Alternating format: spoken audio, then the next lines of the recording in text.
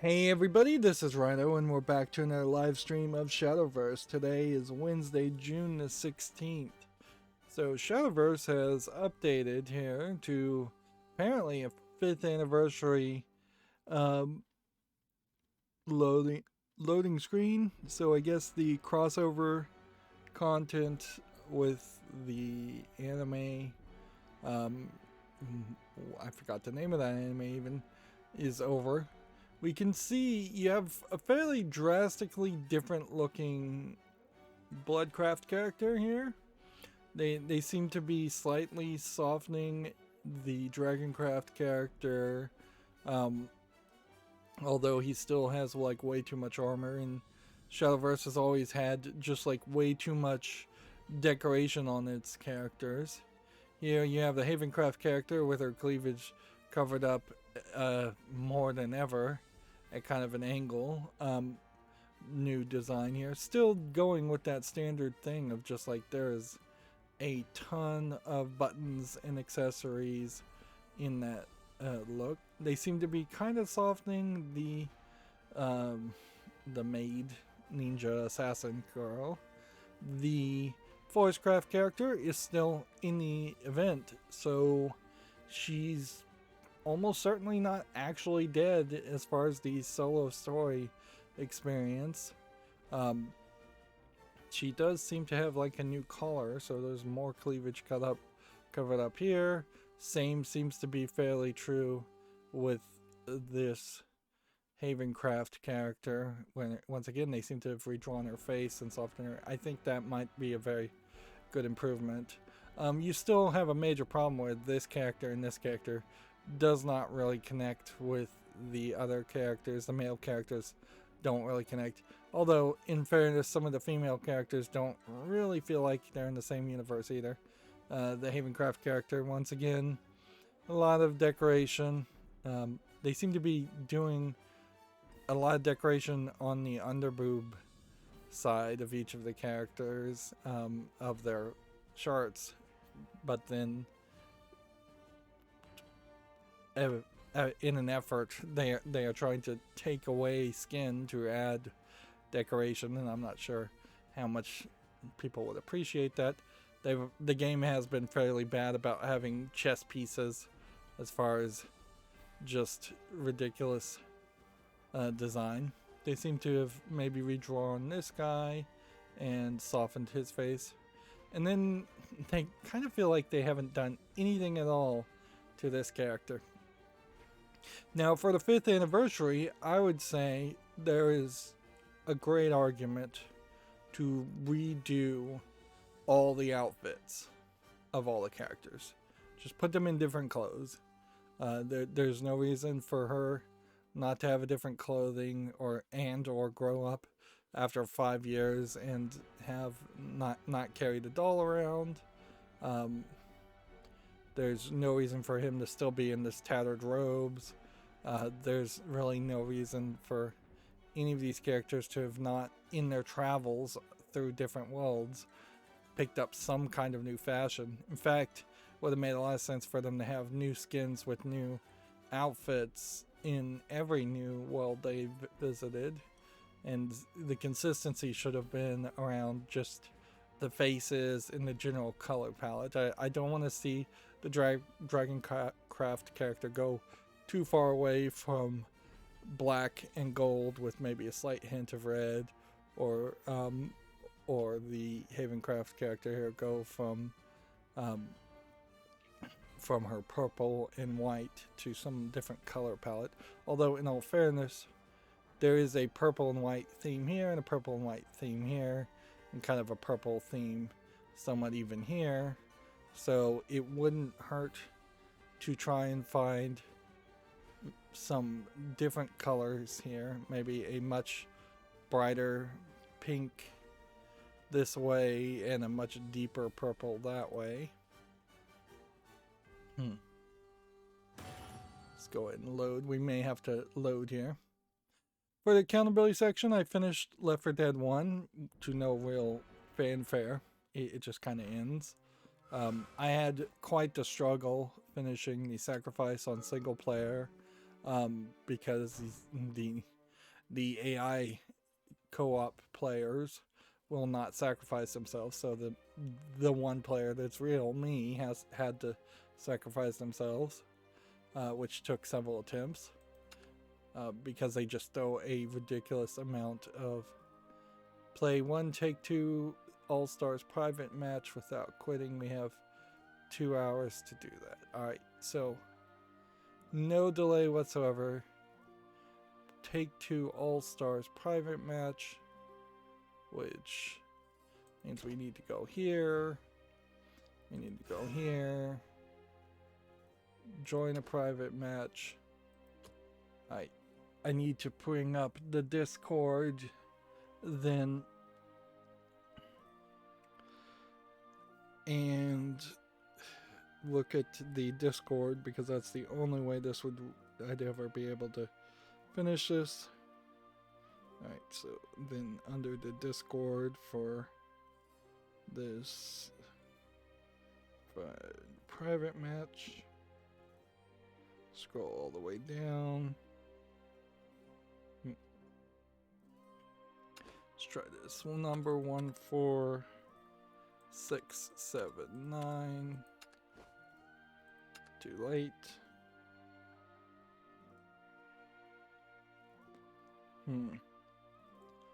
Let's see. Well, we could either sit here and wait, which I guess I have to, because they've added this new verify your phone on Discord, and I don't want to particularly go through the hassle of verifying a phone. That's not even close to the right number.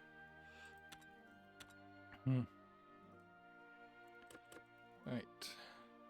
61420.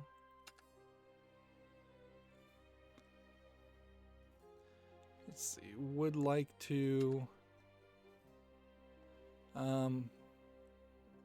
Oh, let's just start with this. Would like to best out of 5.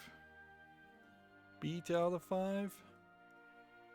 I don't know. I'm just gonna have to play to win. But see, this is gonna be a hassle, certainly.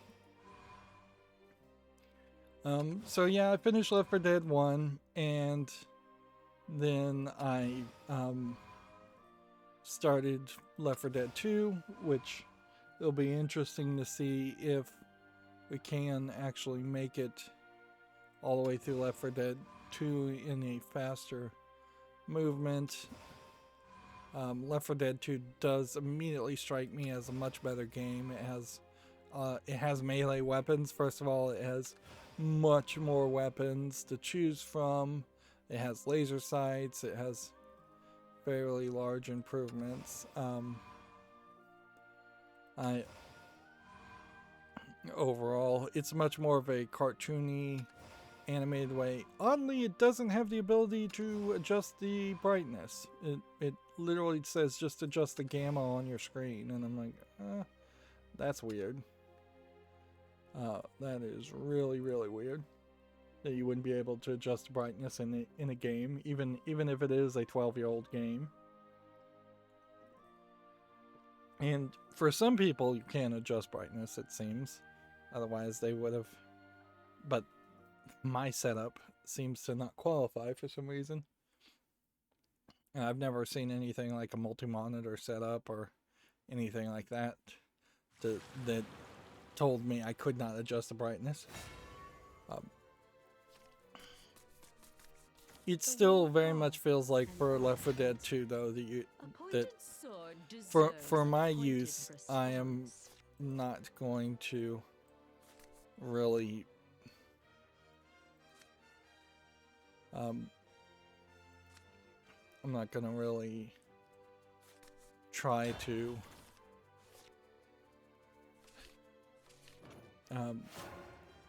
I'm not gonna try to play a lot of Left 4 Dead 2. I'm just gonna play the single player experience in a chronological order and be done with it. Now, Left 4 Dead 2 comes with the maps for Left 4 Dead 1, so if they don't play any differently, if you don't have the new weapons, the new melee weapons, new gameplay abilities, and things like that, there's really no reason to play the old maps, even if they would play slightly better. But Lou. It's short for Lou.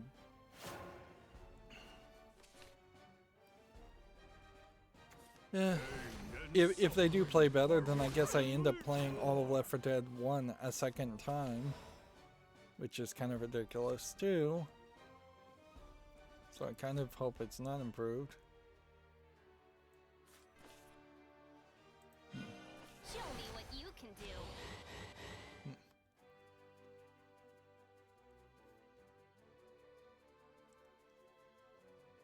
10 times is what we're looking for on this card. Of course, the only way that really works is if you have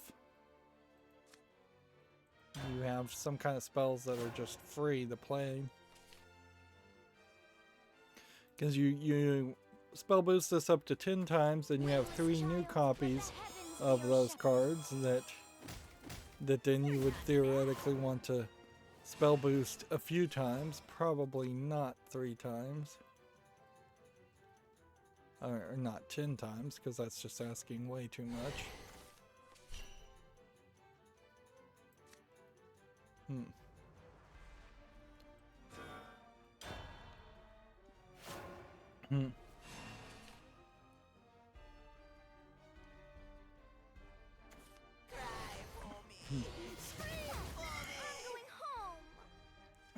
My insomnia is still messing with my schedule, so I didn't really get too much to do done as far as that. And E3 has been a slight distraction. I managed not to do too much there, but I definitely did do some things.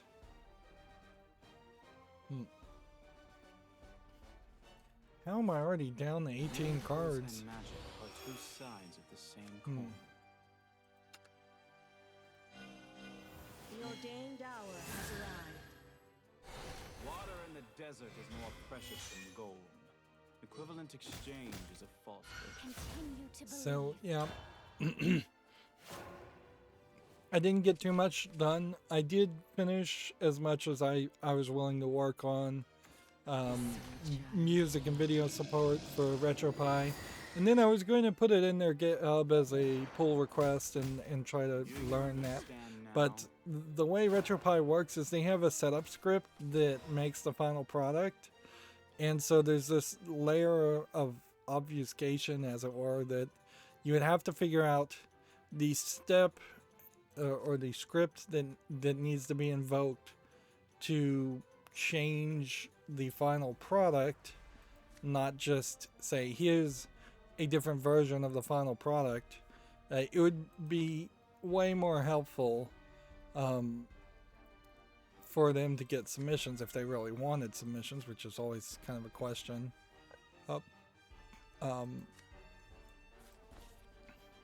It would have been more helpful for them to simply have a I'll define a brighter future for everyone. I've lost you.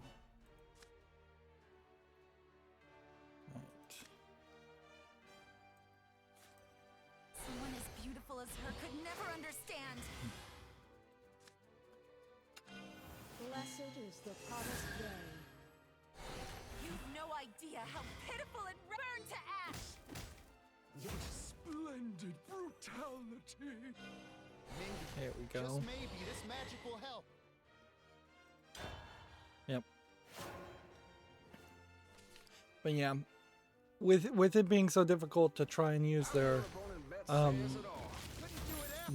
script to do a pull request, I just went on a forum and put, this is what you do, this is what you do, here's the code, in a forum post, which a few people have seen, nobody's commented on. I once again posting a pull request versus a forum post. It all seems like a lot of these get ignored.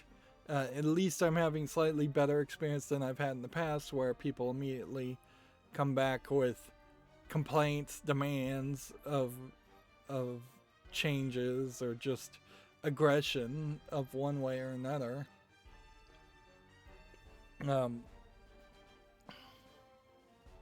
But it is questionable somewhat whether that code actually ends up going anywhere further than just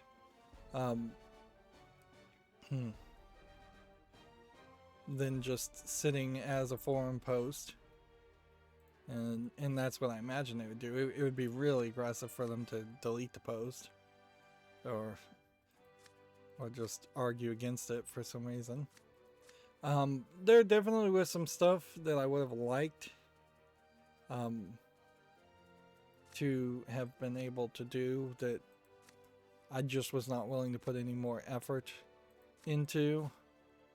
Fate. Like there definitely was a level there where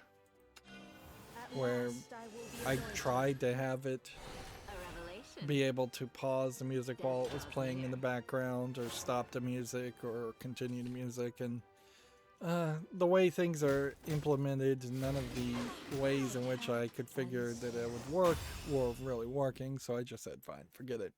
So it's very basic in its initial iteration, but it's out there, and that was, I think, the thing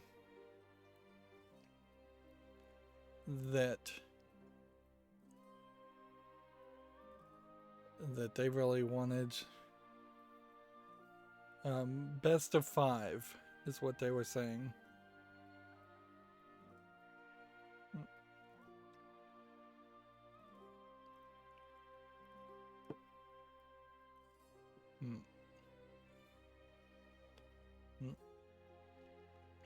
So we'll give this guy 5 games and maybe let him win 5 games if he's getting close to that, just to see if that does anything for them. Meanwhile, it seems like the missions I needed to do were just to play a game, not actually win a game.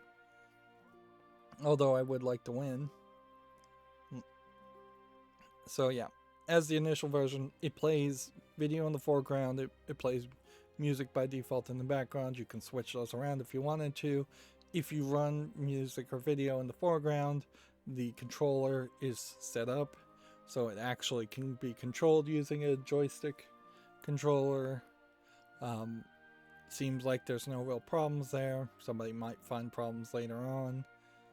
But that took probably 2 days that I wouldn't have spent if I wasn't like resting my foot after that slight injury, which feels like that is completely healed at this point, although that foot was injured before and is injured still after, with plantar fasciitis.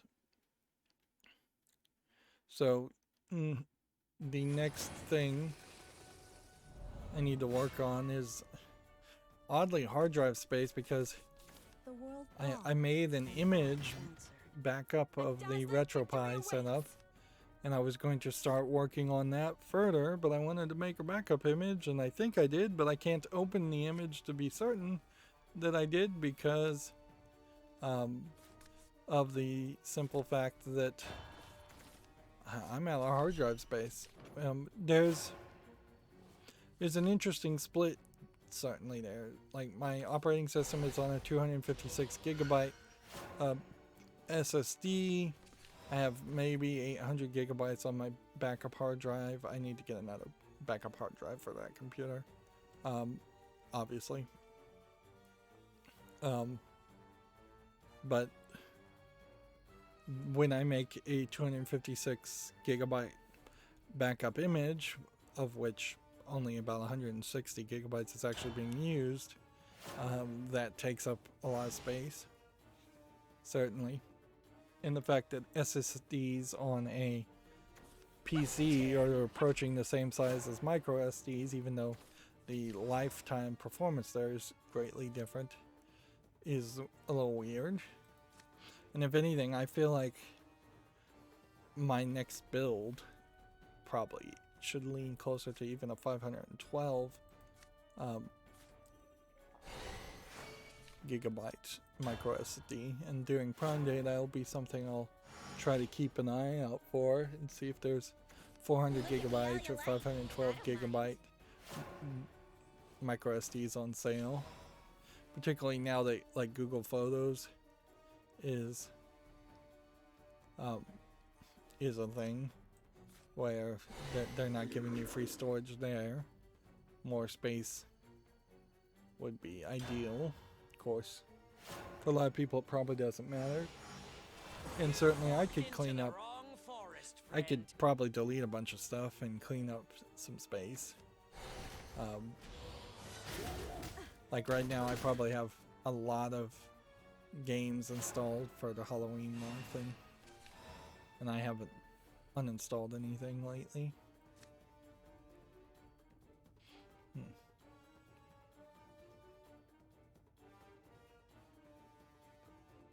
Let's see.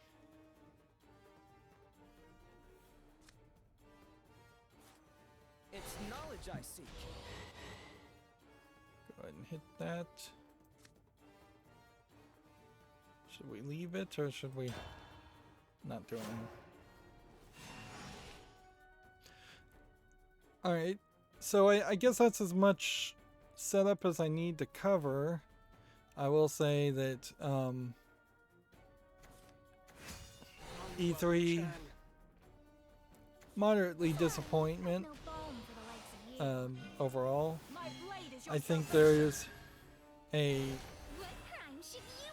argument that we gave a lot of slack to last year's E3 and we expected a lot more this year, and we just didn't really get it. I think also people in general are getting away from the hype of E3 so that they can now see reality better this year than they could even last year. And I also, if you really look back at it, I feel like even last year's E3 had a lot of games announced that didn't actually come out. So that's something else to consider.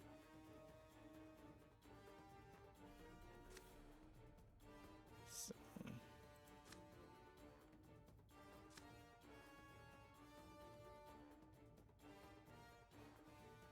guess you play this.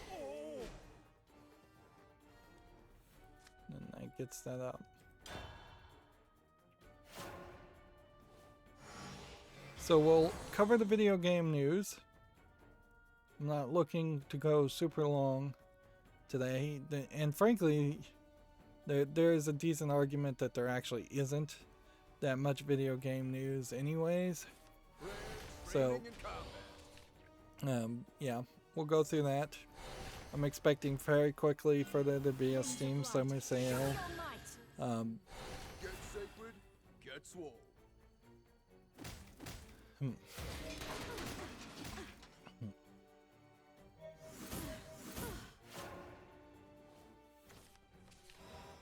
Alright, this one.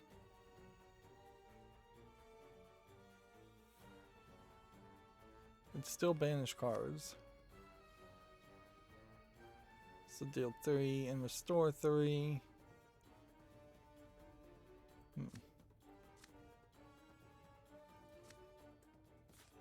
This here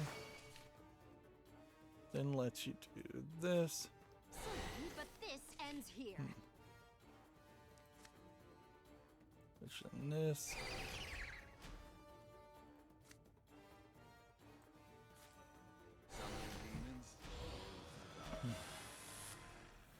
Okay. Is there a Blessed is the promised day. idea here? I should have probably done that later.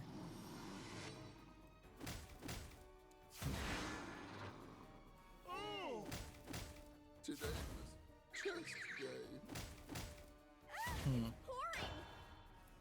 Alright, so Gamma Sutra has an article here. PUBG owner Crafton is looking to raise $5 billion through its South Korean IPO. We'll just go with the headlines there. I think we'll try for that a lot. See, Gamatsu has Bright Memory Infinite gameplay trailer, which I don't know if there's a lot really I want to see about Bright Memory until it's actually done, or Bright Memory Infinite.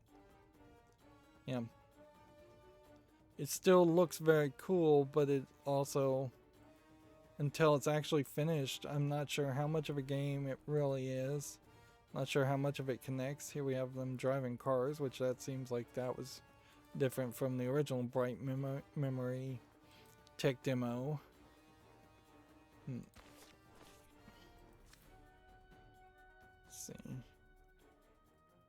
Banish cards, banish cards. Do this. I'll define a Do brighter that. future for everyone. Me whiskers! Was that not 10? It had been done 10 times. Alright. Do this. Let's do this.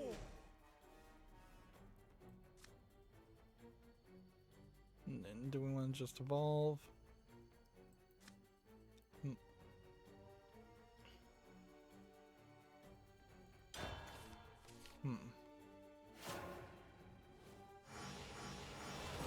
Yeah, I'm a little tired of Bright Memory. It's been overhyped and taken too long to come out. So I'd just like to see the game come out and be done with it. I think we may have that feeling with a lot of games as they get close to releasing or as they are nowhere close to being released. For instance, Metroid Prime 4 at the Nintendo Spotlight was not shown at all. Instead, they announced Metroid Dread, which is supposed to be Metroid 5 as in a 2D side-scrolling Metroid game, not a 3D Metroid game. Let's see. We can do that. And then This is your that. fate.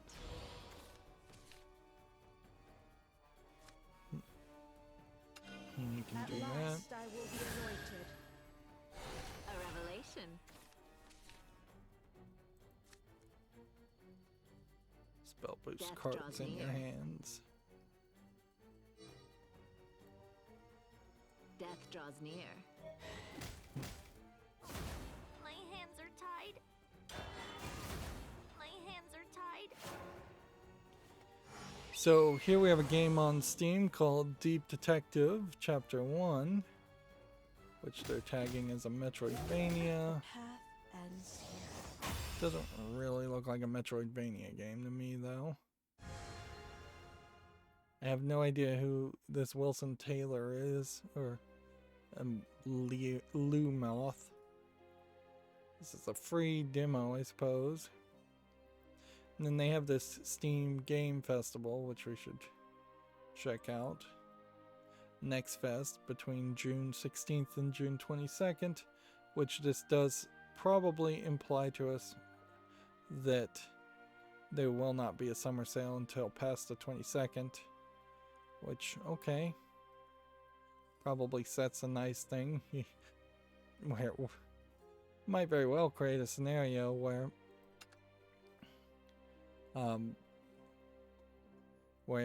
Prime Day happens and a bunch of money is spent on Prime Day for some people, and then the very next day the Steam Summer Sale happens. I'm seeing a lot of stuff here, and I don't know if this is visuals have been messed up because of uBlock Origin or what. I suppose we should just go ahead and turn that off, and then we'll reload the page and see what that looked like without uBlock Origins changes. Yeah. much more pictorial, highlighting games, trying to do the whole up then to the right or concept where it's horizontal, vertical, horizontal, vertical. That is how you have to kind of toggle to try and get more stuff. Doki Doki Ragnarok. Interesting.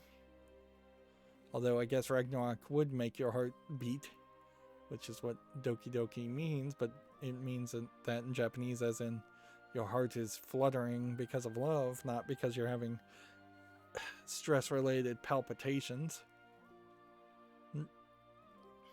Otherwise, it looks like all these games are just so brand new that they probably have demos at most, or they're just coming soon, and so there's really no reason to even look at them. More and more, I think Steam is trying to push people to wishlist and get hyped about new games versus buying current games, and maybe their sales numbers have pretty much shown everybody has bought, or a significant percentage of people have bought all the games that are already available on Steam, so they're having to push them towards the new sales and that initial 6 months of sales. Because noticeably we haven't ever seen a situation where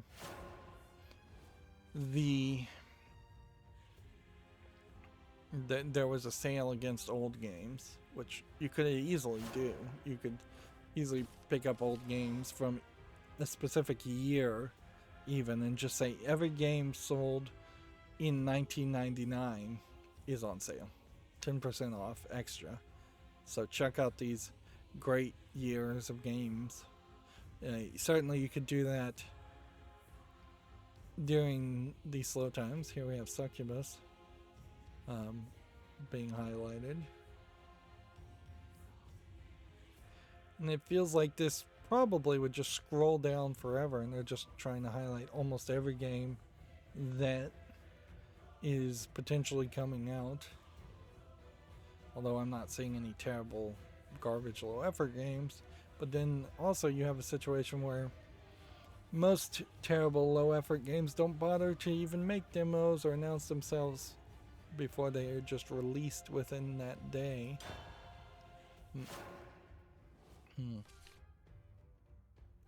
And this is just going on forever, and I am not interested.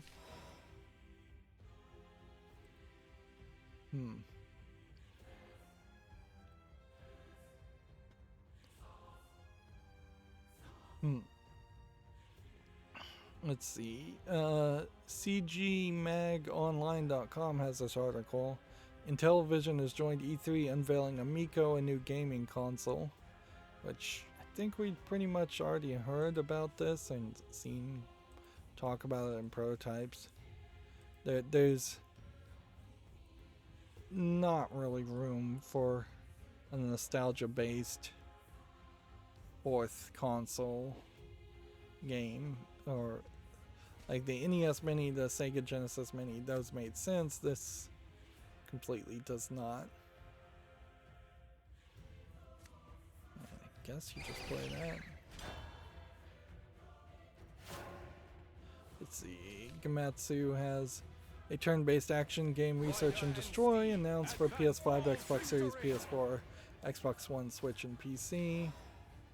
We could probably be a little bit more lenient today on looking at trailers, although I'm not sure that there's really anything to be seen here. If this is turn-based, it does not really look turn-based, so I guess it probably is, but then did this say it was turn-based? Yeah, it says it's turn-based. That's a very weird way to be animated if it is turn-based.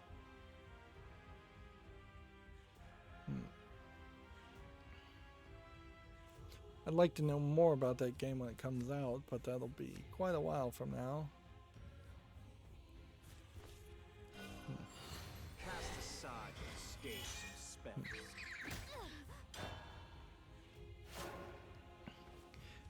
we probably already talked about this, but the interim GM, Gary McKay, is now the official GM of BioWare. Playing the Gamma Sutra, Pokemon Go, Niantic is working on Transformers game. We already talked about that. Guilty Gear Strive has topped 300,000 worldwide sales in 3 days. You can try Sable, Lake, and more at the Idea at Xbox Summer Game Fest demo event. Is that happening June 15th through the 21st? BAFTA YGD, which I assume stands for Young Game Developers, is going to honor young developers working in Unity, Unreal, Dreams, and more. It's weird that Dreams would be included there, but whatever. It's for 10 to 14 and 15 to 18 age categories, so these are very young kids that I think it's a little premature to call them game developers, but heck, let's not crush their ambitions and just go with the flow. This is your fate. At a certain point, you definitely could make an argument that you don't become a real game developer until you put up with all the other nonsense around being a game developer instead of just having been able to make a game. Like when I was in school, I programmed Pong, and I would have liked to have been able to call myself a game developer there, and certainly I think a lot of people would have tried to encourage me and said, yes, you're a game developer because you programmed Pong. Honestly, I think I probably programmed games well before I programmed Pong in C++, with no graphics library at all, really, to help me. Like I said in my tip-off note. My time has come. I think there was a very basic graphics library, and this was a very long time ago, so programming Pong would have been a much easier thing to do these days. On the other hand, if you were to call a kid a game developer because of doing something like programming Pong, and then they said, okay, well then I should be able to work in the industry and I should be able to get a job there. It's like, not really. You let go of my hand. Hey. There's a whole bunch of education that is demanded to be a game developer. There's a whole bunch of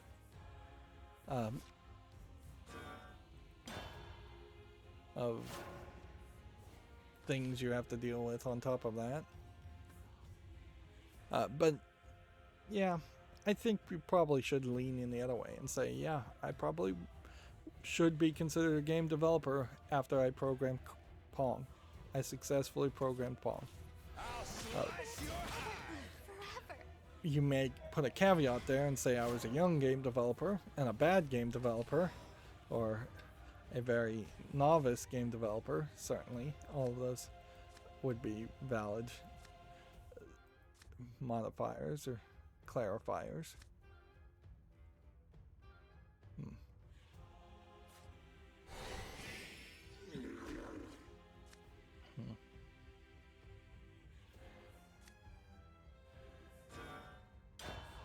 Moving on, Gamma Sutra says game artist submissions for the 2021 Game Maker Sketchbook are now open, which that's an interesting idea, to have artists submit their art submissions. The Sketchbook does not seem, though, to be any kind of reward monetarily. It says each of the 6 character categories will showcase a short list of 3 works, with 1 overall Game Maker Sketchbook winning selection.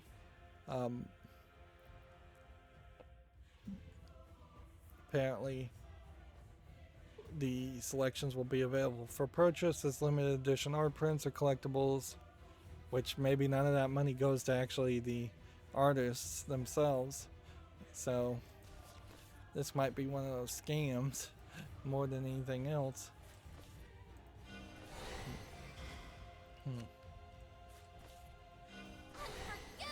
Never get a chance to speak.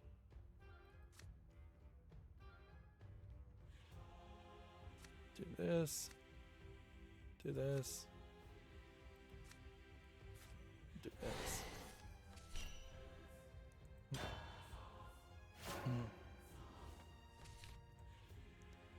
Let's see. I'll end this war with Gamma one Citra says the decisive blow. Nintendo's E3 Director breathes new life into fan favorite franchises. They talked about Super Monkey Ball Banana Mania, which is a remake, I think, of previous Super Monkey Ball game. Mario Party Superstars, Metroid Dread, which was about the most interesting thing. Alright. So now we gave him 3 victories, and I would have been willing to let him go further.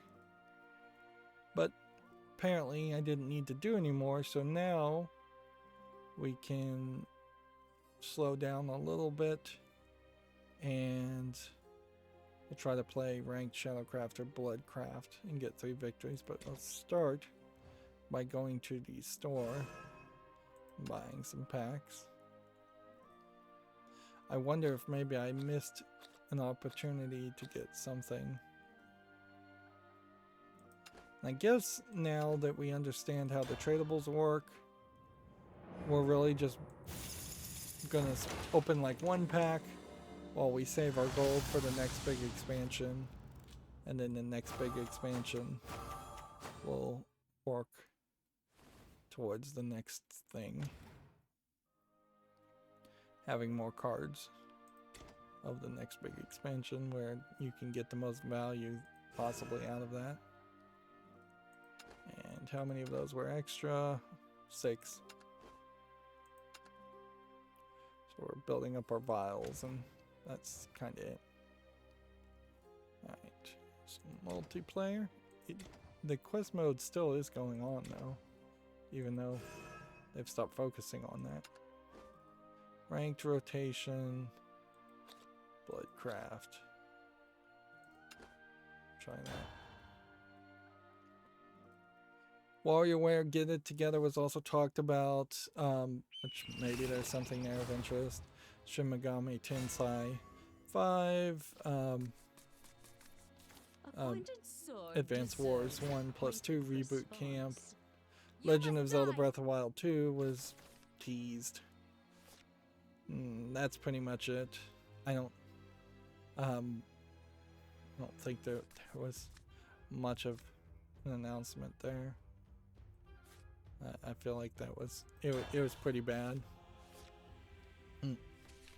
Shocking a lot of people, there was no talk of a Switch Pro, and it definitely felt like Jeff Gerstmann of Giant Bomb was just dumbfounded by a lack of announcements. So there's something I think he knows or he has heard about that he thought was going to get announced that wasn't announced.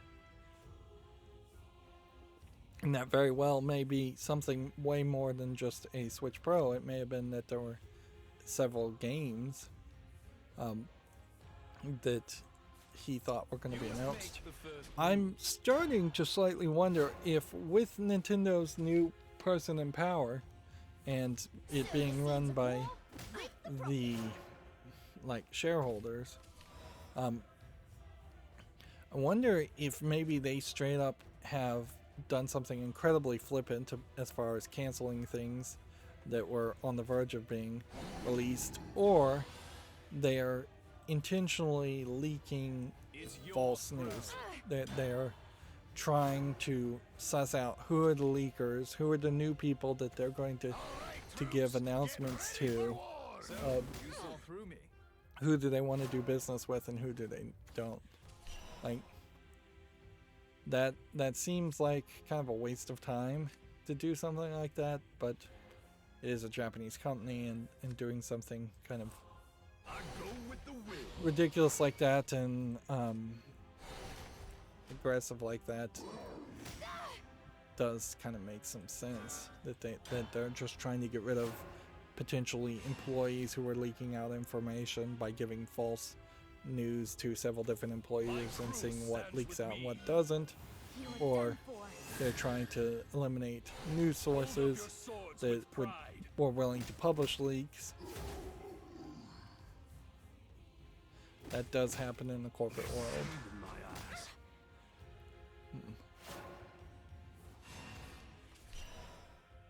Right.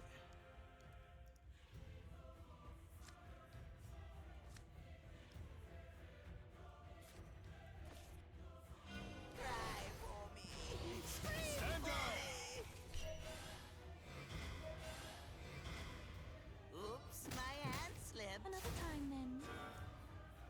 There are a bunch of, I will say, eShop Nintendo Switch games on sale right now.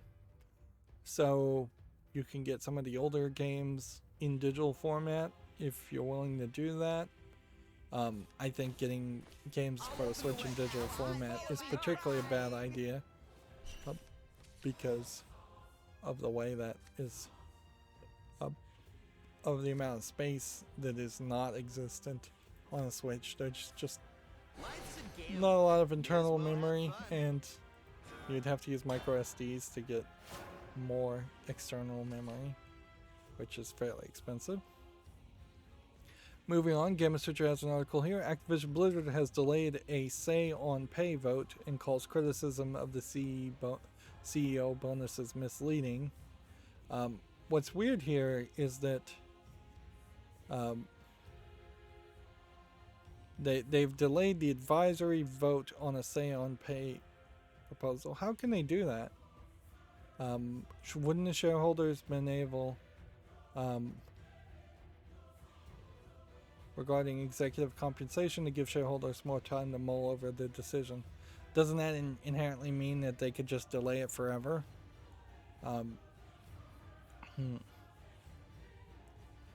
Shareholders should be able to go to a meeting. They should be able to call for a vote if they are a shareholder that owns enough shares. Honestly, I think you can probably call for a vote even if you owned one share, the way this legally set up. And the idea that the board could delay a vote that had already been put on the docket, put on the schedule, sounds like shenanigans to me. Sounds like something that should be not legal, and it would be funny if this turns into the thing that crashes Activision Blizzard, is that they end up embroiled in a lawsuit because they're delaying votes. I think we already talked about this. Tri-Sable, Lake, and more. So, yeah, I've got my anti-duplicate tab thing not working again. The Ori developer Moon Studios is looking for a senior designer as a remote job. Of course, I guess you'd be working on something like Ori 3, or maybe they're looking to go in a different direction. I would think they'd want to go in a different direction after making Will of the Wisp and Ori and the Blind Forest before that. Game of Citra has an article here. Sony says, despite Cyberpunk 2077's relisting, PS4 players should still expect issues. Which, yep, that's not inspiring confidence by any means. Let's see. Here's a blog if you're interested. The role of a live ops manager during a soft launch, which live ops is, I suppose, the IT people in charge of making sure your live online service is working, whereas DevOps would be more around developing new technologies, or yeah, that'd be developing new technologies, not to be confused with supporting the development team of a video game. Personally, I think in the IT field, I would like to work in the DevOps field more than working in the live ops field. It's a little bit less dangerous to as far as if you break something in DevOps, that's where you're supposed to break something versus breaking something during the live operations. That's not what's supposed to happen. Let's see.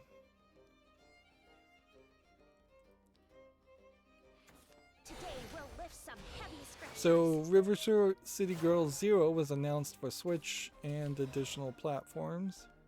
So this is bringing in a 8-bit River City Girls game, which I guess the River City Girls is now its own side parallel series of games on top of the River City Ransom and the River City series in general. These definitely look like different characters, and it seems like this is more of a 90s anime style. They're not in real wild clothing compared to the two main characters in the original River City Girls, but I'm sure it's going to be fairly similar beat 'em up game. I forgot I need to play this quickly. I'm going to do anything with it. The slideshow adult game, you can't even really call it a full motion video game. Plumbers Don't Wear Ties is coming to the PS5, PS4, Switch, and PC. This was a 1993 visual novel dating sim game that was made in the West. So honestly, during this time, I think it's fairly inaccurate to call it a visual novel or dating sim game, because that would have not been what it would have been branded as originally. You're kind of retrofitting other games categories for it to fit that. Now again, would be kind of a weird game to try and cover, but I'd be willing to do it. Although that is one of those games where somebody would have to gift it to me. I doubt I'd bother to ever spend any money on a risky game that nobody really wants to see. It's a terrible game, from what I've heard. They also announced Axiom Verge, Castlevania Shantae, and more. So Axiom Verge 2, a game called Blood Rain, Betrayal, Fresh Bites, Castlevania Requiem, Symphony of the Night, and Rondo of Blood for the PS4. Castlevania Rondo of Blood for the Turbo Duo. What is that? Contra, Double Dragon, Dusk, Ghoul Patrol, Going Under, Haven. I don't know what Going Under is. I don't know what Haven is. A lot of these games. River City Girls is coming to the 5th. River City Girls 2 is coming to the Switch, PS4, PS5. Ruby Grim Eclipse. Shantae's Risky Revenge for the PS5. Shantae's Pirate Curse for the PS5. Shantae Half Genie Hero Ultimate Edition for PS5. Shantae and the Seven Sirens for the PS5. Skateboard Strife, Super Hot The Takeover, haven't heard of that. Zombie Ate My Neighbors. So, limited run games. Honestly, their presentation is the most notable in the sense that their presentation is at least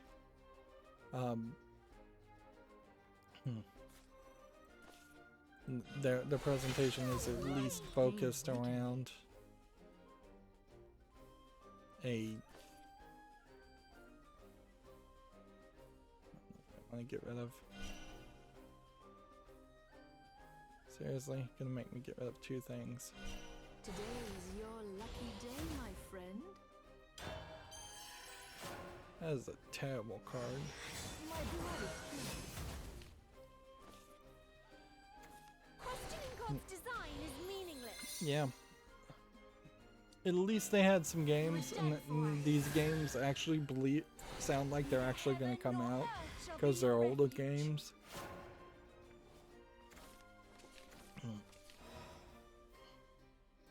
It's questionable how limited, though, these limited run games really will be, or have ever been, really.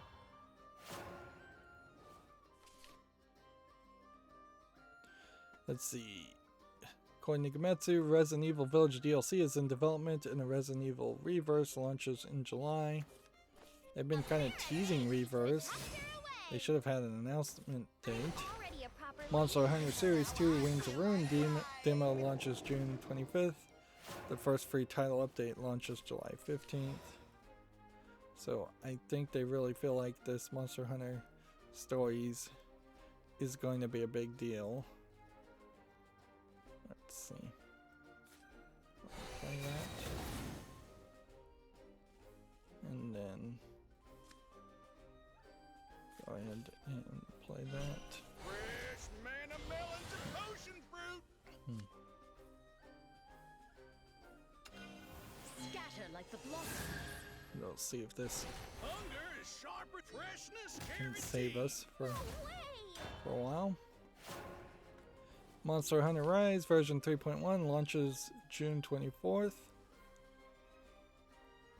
which is a Switch-only game apparently.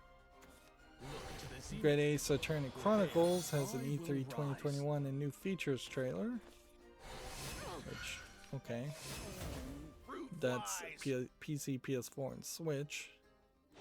I wouldn't mind playing that on my PC. Guilty Gear Strive shipments and digital sales have topped 300,000. Momotaro Dentetsu Soho Heisei Rawa Mo Taibin sales top 3 million. This is the railroad game, I think. Railroad, like, board game for the Switch in Japan only. It's doing way better than I would have suspected it would have. We'll do this. Then we'll do this. Though I set, I will rise again. Then do this. All the fluffy hugs.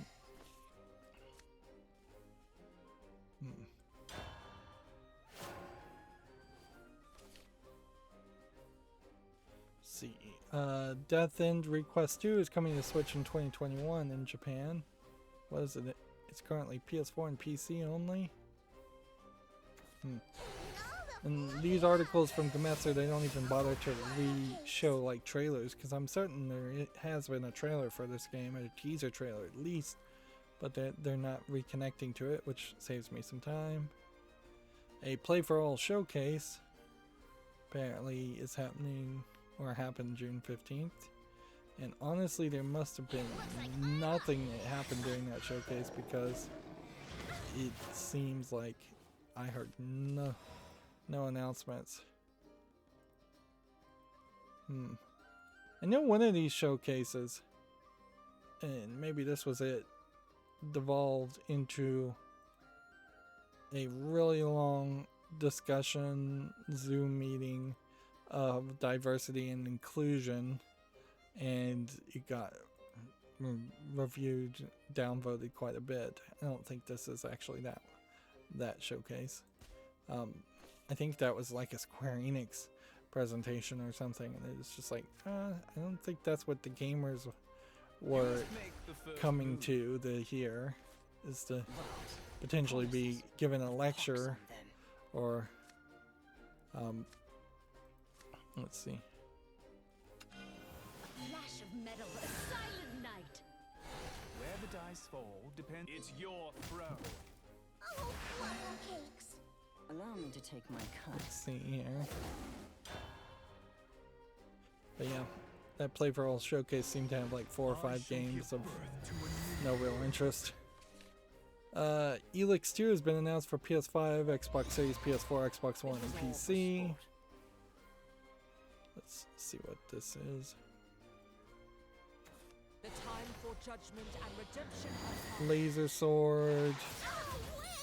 Being able to change your outfits and fight a bunch of monsters. It's like techno fantasy from the looks of it. Kind of feels like what you would do with Mass Effect if Mass Effect were more of an action hack and slash game. The real question is, Wasn't Elix 1 that incredibly poor selling and poor running game? I feel like it was. But maybe that's the way to get around a poor selling and poor running game, is just to quickly take whatever code you have from the first game, add add some new contents, add some more polish so it hopefully runs better, and just move on to the sequel quicker than normal. A pointed sword deserves a pointed response. There probably should be a counteraction to the idea of this game is running well, this game is selling well, let's add some more DLC and stretch out the life of the game. And there needs to be a counterpoint that says, oh, this game sold terribly, we need to either abandon the series completely, which is what they usually do, or rush out to a sequel. Although, I don't know if rushing out to a sequel of a bad game is a smart move. I don't think it is, really. But maybe it was already in development. Or maybe they're really passionate about it. Here we go. Here we have the Stranger of Paradise Final Fantasy Origin trailer version gameplay. Which, I don't know if there's really anything here to be interested in. It's just going to be a while. A Dark Souls looking Final Fantasy game feels weird too. Let's see. Demon Slayer launches in October in Japan. Which, okay. This is the Hinokami Chronicles, which maybe is a sequel to a previous Demon Slayer game. That might be the case. They might have very quickly moved towards that.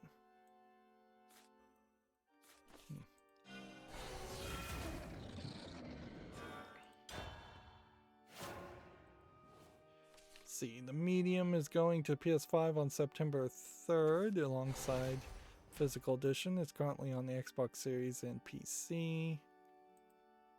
Super Smash Bros. Ultimate DLC character Kazuya Mishima from Tekken was announced. Which, I guess if you're interested in Smash Bros. Ultimate, that's another character. Super Monkey Ball Mania was announced. It's a high-definition remaster of Super Monkey Ball 1, 2, and Deluxe, which I think are the good Super Monkey Ball games. I go with the wind.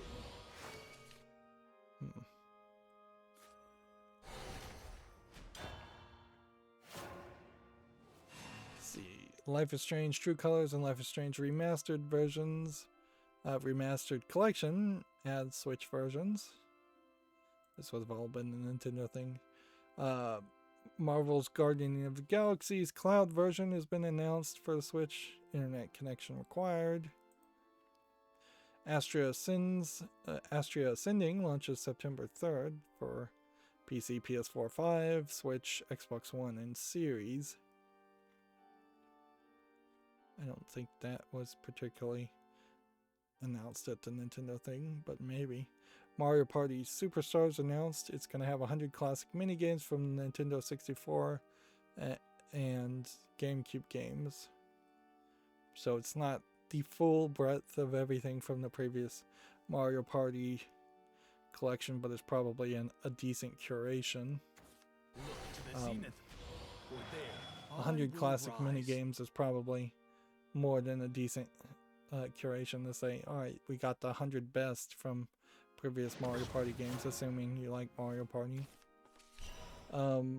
Danganronpa Decadence has been announced for the Switch. This is a collection of Danganronpa 2, and Danganronpa 3.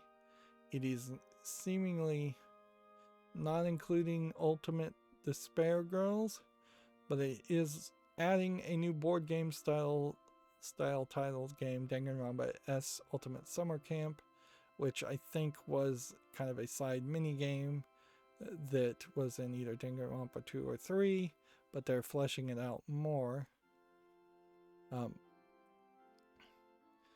What's funny is it would have made a lot more sense to have all of the games in a bundle instead of leaving the Ultimate Despair Girls side games out. And then you have a weird collection of characters, some of which are not from the first game. So this image might be a spoiler for the second or third game. And I guess at some point I'll probably decide to get back to playing Danganronpa 2. I've not seen any content ID claims or anything, so seems like they were pretty much just all talk as far as not wanting people to cover their games past the first chapter. Playing Danganronpa on the Switch makes some sense because it is a fairly long collection of games. Here's what the board game kind of looks like.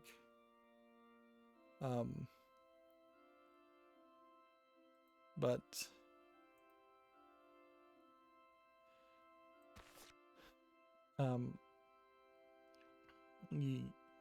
it's questionable how big of an audience really there are as far as Danganronpa players playing on the Switch. But I think what this really comes down to is that Nintendo is going to push more games towards its Japanese audience and make a bit more of a push this year to solidify its fandom. Although it pretty much already has all the fans in Japan, there is definitely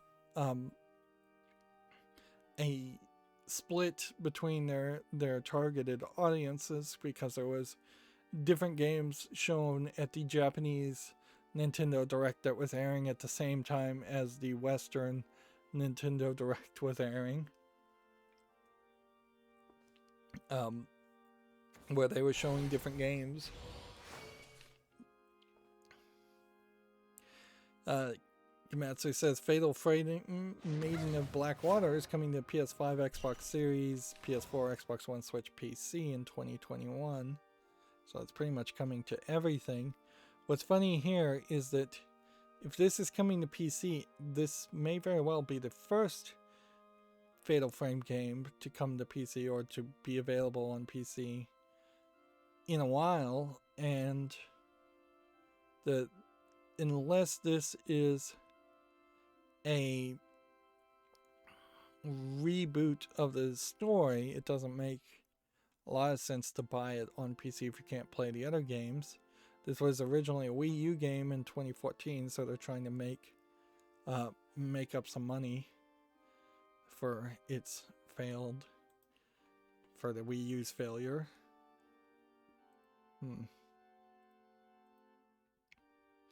I would say the Fatal Frame games stand alone fairly well, so maybe there's not going to be so much of an issue perhaps to play this on PC. Although I could easily see this being a Koei Tecmo game being very poorly ported to all these consoles, and thus it not being really worth a lot of people's time. Life's a gamble. May as well have fun. Will it be crimson red? Oops, my hand slipped.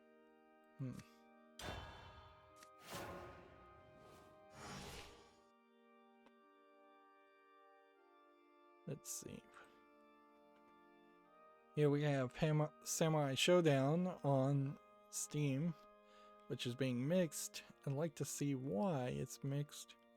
Network troubles would be my guess.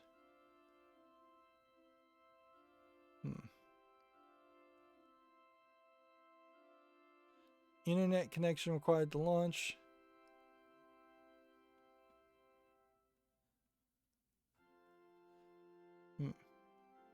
So it's like it has terrible netcom code, random crashes, random disconnects, awful DRM. So seems like people are very unhappy with the third party, the DRM in it, which I'm not sure if it's de novo or if it's something else. But yeah, this game is not running as well, which the one thing you need in any fighting game is for the game to run well. And honestly, Samurai Showdown, a reboot of the series, I guess, since they're calling it a reboot, makes a lot of sense because the ninjas fighting with swords and hawks and having that specific, well, not ninjas but samurais visual aesthetic to it is not really copied with any other fighting game, and I recognize several of these characters, so I definitely played a little bit of this in arcades of the original Samurai Showdown. I don't think I played a lot of it. I was never really big into fighting games, but must have played some of it.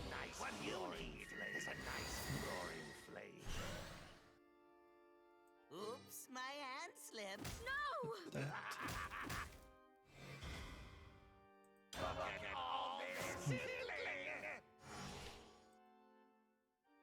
See, we already covered that game. Here we have a game called Mishima, which looks like it's a space game. It looks like it's a shoot 'em up game. Maybe it's not. Character action game, strategy game. $10.99. I'm gonna pass on this just because I cannot figure out what it really even is. There's just a lot of visual noise happening here. Today we'll lift some heavy Here we have a scriptures. game called The Guardian, which looks like it's just a Faster, holier! cell phone port of an RPG game. $2.39, several languages. Here we have a game called No Fear. Back in the 90s, that would have been a decent name for a game. Here it looks like a low effort top-down twin stick shooter. 99 cents, English only.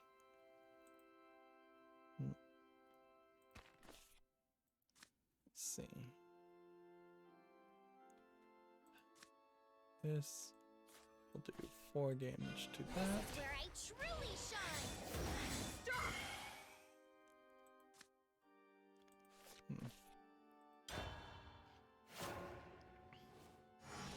Next we have a game called Nico Dice, which looks like it is a YouTube Twitch integration software where there's an anime cat girl that seems like your viewers can trigger dice falling from the screen. I don't know if it even rolls the dice or if it reacts to the dice rolling in any way.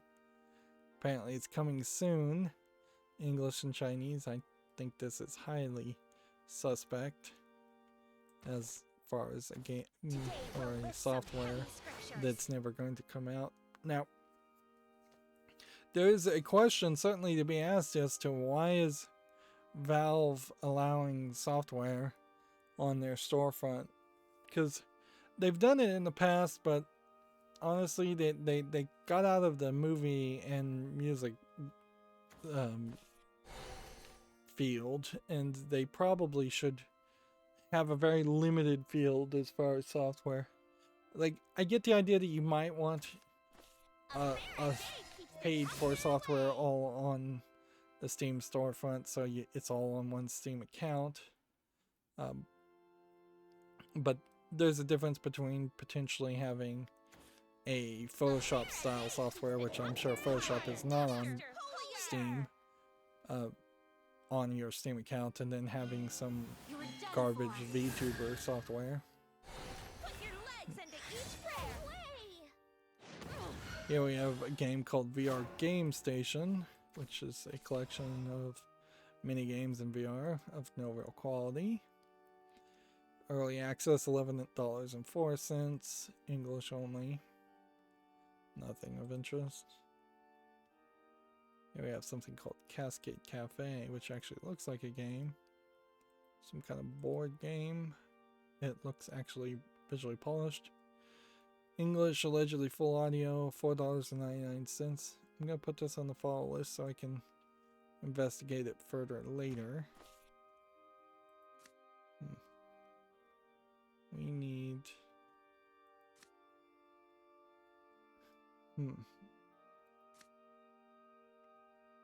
Need to be able to do some major damage. And that concludes today's sermon.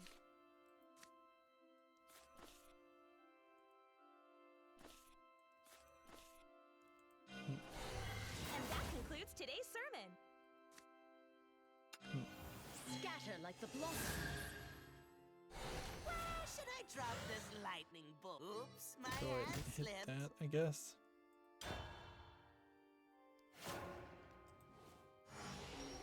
I shall give birth. Let's see. Feel like crying. According to Bakumatsu, Cruisin' Blast is coming to the Switch this fall. Arcade racing game, Blast on the console. We haven't seen a cruising game in a very, very long time. Cruising USA, Cruising World. There is probably a question as to what the cruising racing game series, which were kind of more arcade experiences than even home video game experiences, first and foremost. What is that game really going to look like or feel like?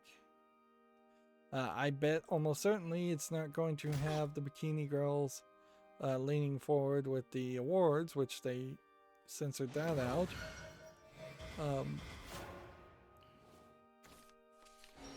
So I shall give birth to a new world. okay, what does this do?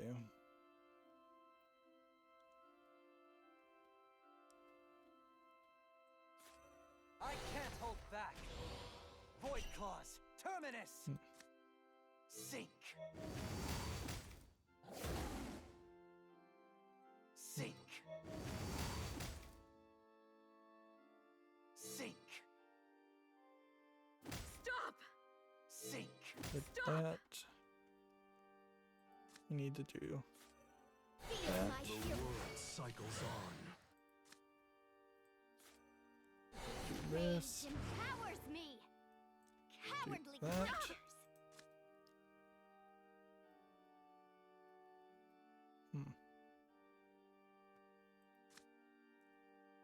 And in the turn.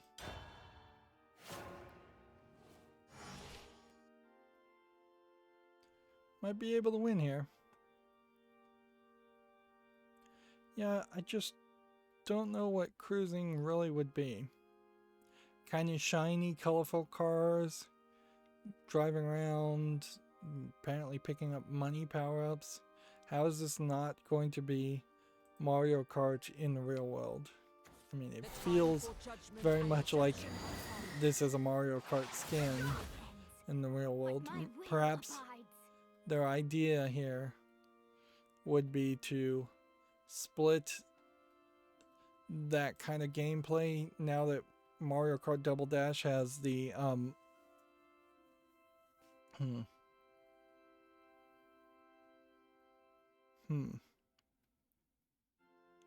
let's see. Yeah, they would possibly split the whole game style so that Mario Party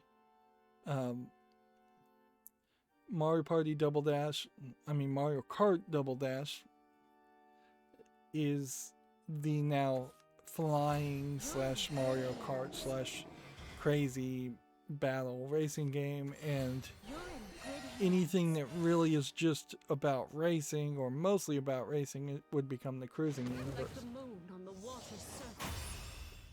Okay. Now I just looked over to the chat and I see Max says hey there, and then he says, why do I see you playing Left 4 Dead on Steam when you're playing Shadowverse? Smart. And then crying smiley face. Interesting. I do have Left 4 Dead open, but everything about my preview is showing me looking at Shadowverse. So if people are seeing Left 4 Dead right now on the screen, I don't know what I can even do to fix that. So if that's the case, just listen to the audio. That's pretty much all I could say. Like when I come over here and do the web peek, my preview is showing me that the web peek is working. When I come over and show Shadowverse, I see Shadowverse. So if you're seeing Left 4 Dead just paused, then apologies. That's weird, and that is going to definitely mess up the fact. That's going to mess up a Left 4 Dead recording. I'm going to have to rush through recording all of that. How are we doing so far as victories? Not particularly well. We should try a Shadowcraft to spice things up.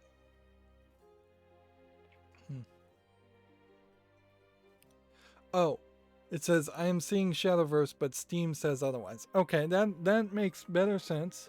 So you're looking at my Steam thing. Well, technically, according to Steam, I am playing Left 4 Dead because I launched Left 4 Dead, and that's how it indicates what game you're in. And it is in the background on my first monitor. So yeah, Steam is just being accurate there. If anything, it would be more accurate for it to say I'm playing both Shadowverse and Left 4 Dead 2 at the same time, because both programs are open. But it is just picking whatever was open first, which would be Left 4 Dead 2. And that is a much better experience, because I was certainly about to have an aneurysm to try and figure out how in the world OBS as a software program could be messing up so badly that it was showing me the wrong thing and showing someone else the different. But yeah, right now Left 4 Dead 2 is paused. Technically it is running, and technically I am playing it. There's the same issue certainly where I am kind of constantly having hundreds of hours in certain games, is because I just leave them paused and it counts that as playtime, and I don't try to get refunds really, so that's not really a big deal. Back to the video game news after that slight heart attack. Hyrule Age of Calamity expansion pass DLC Wave 1 launches June 18th, Wave 2 in November, and Dragon Ball Z Kakarot, a Power Awakens set, coming to the Switch on September 24th. A pointed sword deserves a pointed response. I kind of would like to know what that Power Awakens kit is. Is it items or more story? Part 1 and Part 2 included. Is it more characters? Is it a collection of characters? What is it? Relive the story of Goku and other Z fighters in Dragon Ball Z Kakarot Beyond the Epic Battles. Experience life in Dragon Ball Z as you fight, fish, and eat, and train with Goku, Gohan, Vegeta, and others. Explore into new areas and adventures as you advance the story and form powerful bonds with other heroes. So it's kind of just an environment and some mini game stuff. Not particularly enthralling content. Here we have a game on Steam called The Dark World Edge of Eternity, which looks slightly polished as far as a first-person shooter survival character. They seem to show this girl a lot, so maybe there's something more here, maybe not. It looks slightly better than a lot of the other games we've seen. English full audio, $19.99. I think it deserves a follow. It probably isn't making it to the wish list. It looks better than most asset flip survival games. I'll say that much.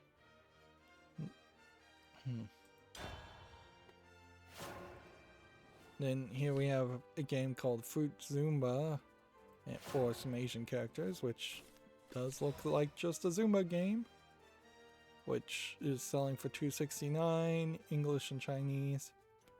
There might not be anything really wrong with this, but it kind of feels like it might move a little slow. Next we have a game called Killer Ricky, which looks like it's a top-down twin-stick shooter. Looks like it might be a bit edgy. Early access, $5.39. I'll give it a chance. Put it on the follow list.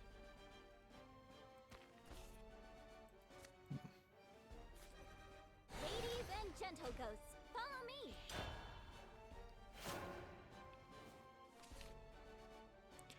So this was probably the biggest kick in the butt as far as Zelda's 35th anniversary, in that they really didn't announce anything at all except for a Game & Watch re-release. They're just trying to sell these Game & Watch things, which has, I think, Zelda 1, Zelda 2 from the NES era, and then let's see, the Game Boy Link's Awakening game, and then Pound Pest Aplenty with Clover Moles. No, the game.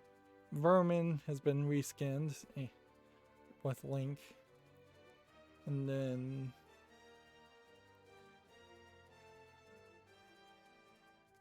that's kind of it. Yeah, it's kind of a pathetic thing to release. I don't know if there was anything else they could have released or talked about as far as Zelda content for the 35th anniversary. It would have been fairly easy to re-release something, or just promise an event, have a special event where they're going to work their way over the course of several months to have games on sale, special discounts,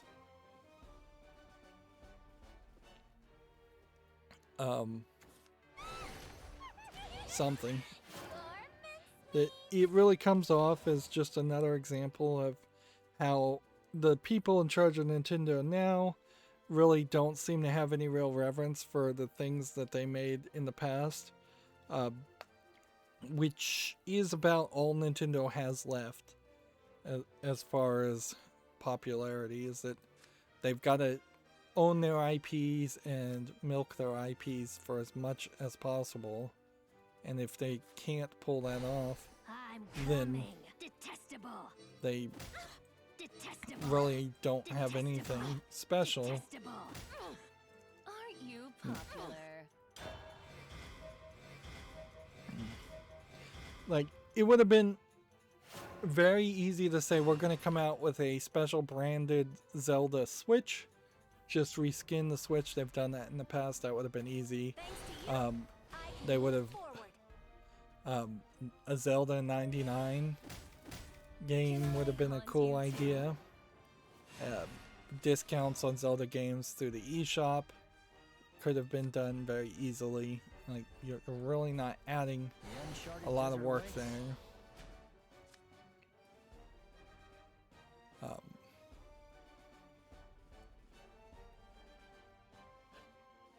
see. Lots of bones, but make it fast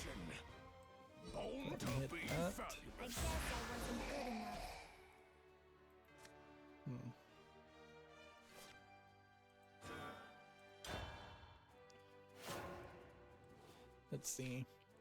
Next, we have a game on Steam called Do Animals Dream, which is tagged as a visual novel. It looks fairly pretty, like it would be a kid-friendly RPG. But then if it is just a visual novel or interactive fiction, then that's probably not going to sell well for kids. This is English full audio, it says.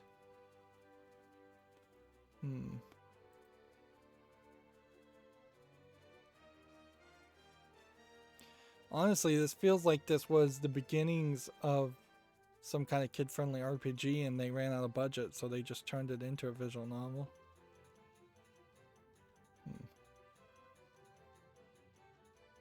Let's see. Powerful, unforgiving, traumatic message to all players. Well, then that's not kid-friendly either, so that positive article review just de-sold me on it.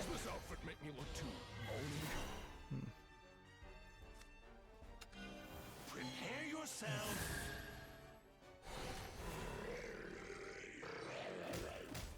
Now I feel like crying. Let's see. Next we have a game that's just all Asian characters. Looks like it's a management game running a supermarket or something. $12.99 Chinese only. Here we have a game called The Evil King, which looks like it's all text based or isn't really a game at all. $5.69. Here we have a game called The Black Mansion, which looks like nothing of interest. $6.99. Here we have a game called Yerba Mate Tycoon, which seems like it's some kind of management game. $3.59. English, Polish, and Spanish Latin America. It doesn't look like anything I'd be interested in, though. Right. At the end of your turn, do 2 damage to all enemies. Reanimate for free in return. There. You look kind of haunted. No, literally. Let's see. Koinigamatsu Mushihime Sami is now available for Switch. Escalunda Luda 2 and Don Pachi Resurrection are coming in 2021. That's a lot of long titles, even for Japanese names. I haven't heard of any of these games as far as I recall, so I'm not sure what this really is. If anything, I suspect it's probably some kind of, oh, I guess they're shoot 'em up games. I guess that makes sense. I was gonna guess card-based games or something. So yeah, that's a shoot 'em up. Play this. Why would the dead need a living wage? And then I have all the work. You look kind of haunted. No, literally. do that. I am a prisoner of this world's whims. See, Power Pro Kun Pocket R are announced for the Switch. This would have been one of the Japanese only announcement games. Looks like it's an RPG game that seems to have nothing to do with baseball, which is weird because it's tagged as a sports game, but sure doesn't seem like you really do anything as far as actual baseball playing. Metroid Dread was announced. It's the first 2D Metroid game in 19 years, coming out October 8th. I have to wonder if the story and some of the gameplay concept had been in Metroid Prime 4, and since that's in development hell, they just took the story and the concept and said, hey, let's just convert this down to a 2D game. I wouldn't be surprised if for Metroid Prime 4 there were some sections that were going to be 2D side-scrolling in their gameplay, in the same way that when you curled up in a ball and went through a crack in the wall in Metroid Prime, that was also a 2D gameplay segment. I wouldn't be surprised if some of that actually is what started or became Metroid Prime Dread, or Metroid Dread, not Metroid Prime Dread. There's weirdness though, in that you are going to be chased by this seemingly invincible robot. Doesn't seem like there's even a Metroid. And Samus Aran's suit, seems like you're going to be fighting a lot of robots, seems to be very different looking now. The orange is almost completely gone, except for the chest piece and the helmet. It is now very much blue and white. Or this looks more red. So the whole suit seems to, storyline wise, have just changed. And maybe there's canonically reasons why that has happened or not. It is very questionable for the 2D Metroid games. Is any of that story really connected to Metroid Prime? Or is that just completely in a different canon, alternate universe? We know that there was the fan project for a Metroid game that I think they DMCA'd, and people who got their hands on it were much more impressed with that Metroid fan project than they were with the actual game that came out from Nintendo last time. Also, I feel like for a lot of people, the Metroid games, not the 3D Metroid Prime games, in their minds and in my mind, it's Metroid for the NES and Super Metroid for the Super NES, and that's it. Whereas I know there's games, there's Game Boy games that you probably would have considered part of the 2D platform series, for better or worse. And it is getting fairly confused as far as what Metroid games go in what series, as far as Metroid Zero's 0 Hours and things like that. I would not be surprised one bit if people found Metroid Dread to be not that good or not that interesting. If it's been 19 years since you've released a game in that series, you've let that series effectively wither and die, and now you're going to have to work really hard to bring it back. Which there's ways they could have certainly done that.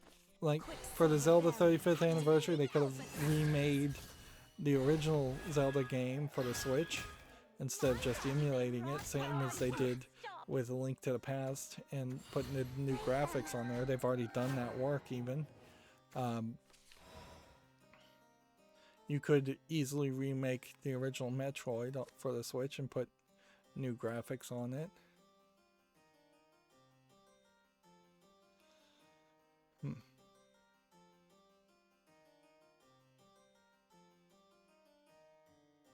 Put this on the field and do nothing. Or I can do this and then this. And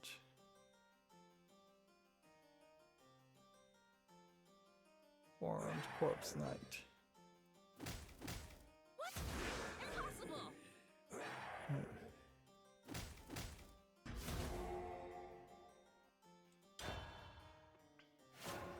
See, Shin Megami Tensei 5 launches November 11th in Japan and November 12th worldwide. The time to lament WarioWare Gets Together has been announced for Switch.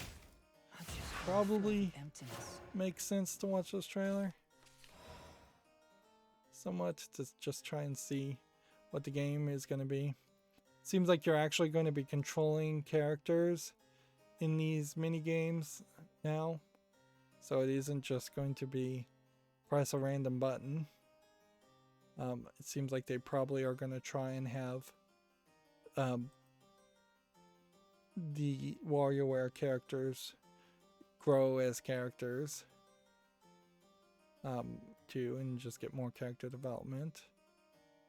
Seems like it might also, and it would make a lot of sense for it to be a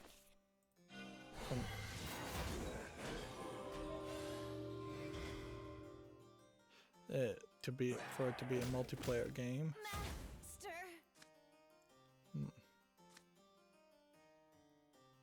Okay. I think you just have to do this. Darling, you complete me. Darling, you look kinda haunted. No, literally. What do we want to do?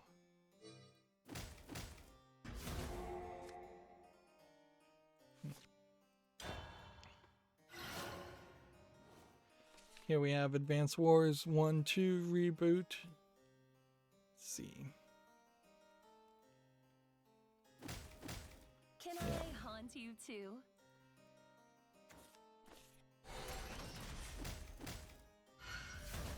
Doesn't look like anything really though.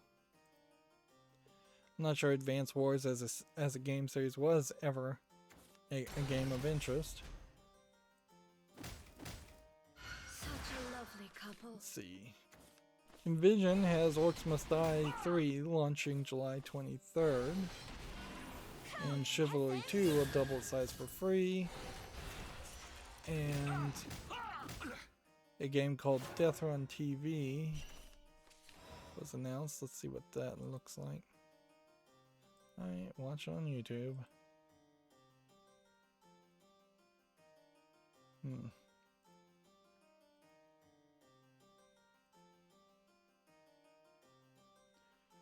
Yeah, it looks like it's a top-down twin-stick shooter.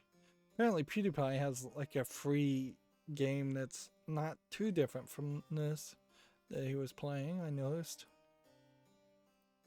Of course, I've pretty much decided I'm not going to cover YouTubers' content or games that YouTubers are involved with. It just creates a weird, if not conflict of interest for me, just a weird experience in general. And none of the games are really of any relevancy. They would not be games worth mentioning if it weren't for the fact that a YouTuber was somehow involved in the development of the game or the release of the game or the promotion of the game. Let's see. Envision Community says Saber reveals World War Z Aftermath. Some of this we may have already talked about. Let's see. WRC 10, which would be World Rally Championship, is going to be at the Steam Next Fest. Elix 2 was announced. We already talked about that. Arborea, released to be revealed in August. So these are really announcements for announcements. Let's see. Some of these are also announcements for hardware, which don't matter.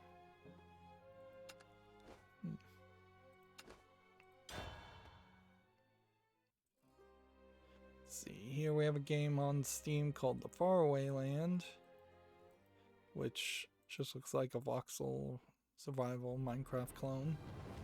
$18.99 English and Russian. Here we have a game called Grind. It doesn't look like there's a lot of visuals here, so it'd be kind of hard to determine that I'd want to play this skating game over bigger skating games, but I'll give it a chance. $8.99 English only. I'd like to see some feedback to see if people say, oh, well, this is the better sandbox creation where you can make your own skate parks, and or this game runs better, or in some other way is better than a AAA skate game, which I'm sure Steam has a few of those. That would make sense. I'll get production up and running. Max says, I'll go now, catch you next time.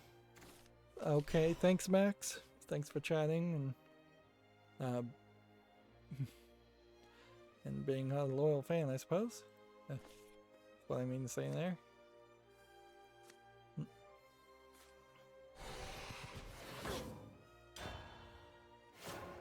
See, here we have a game called Celestidra. Celestidra? I don't know how you'd actually pronounce that. Seems like it's a puzzle platforming game with apparently time manipulation. $4.99, English only. Alright, I'll put that on the follow list. Might be something there. Yeah, we've got a game that's all Asian characters, which just looks like an RPG maker. It's free, it's Chinese only. Let's come over here and play a little bit more. I won't hurt you too much. I'm so useless. Here we have a game on Steam called Dream World. It's tagged as a 2D platformer. Some of these screenshots I like, but there's a noticeable lack of heads-up display, and this could be a very simplistic, very short experience. For sure. $5.99 English, French, and Spanish. We'll see what people have to say about it. Here we have a game called Mixology, which sounds to me like looks to me like it might be an adult game, but apparently not. Some kind of drinking / dating / visual novel dating sim game. Let's see, it's planned release of September 2021, English only. So we'll probably hear more about Mixology before it comes out. Pain and suffering are what I live for. There is definitely an idea around dating girls by plying them with alcohol versus like something like Honey Pop, where you were dating girls and plying them with gifts. Although it might be fairly sleazy to ply somebody with massive amounts of alcohol particularly if you know that they shouldn't have alcohol or don't want alcohol, because at a certain point then you're just intentionally drugging someone to take away their ability to consent. But if you think about reality and the way the world really does work, there are plenty of girls out there that are going to the bar to get a little tipsy, to lower their inhibitions, to find somebody to date or sleep with. So they arguably consented to be in that state at the beginning and should take at least some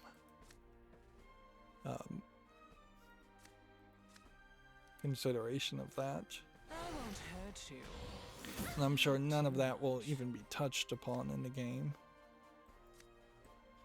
It looks more like you'll be dating demons that probably can drink unlimited amounts of alcohol without being affected. Scatter like the blossoms. And honestly, we're going to get to a point fairly quickly here in societies. If it isn't going to be for alcohol, we may see a massive decline in population. Anyways,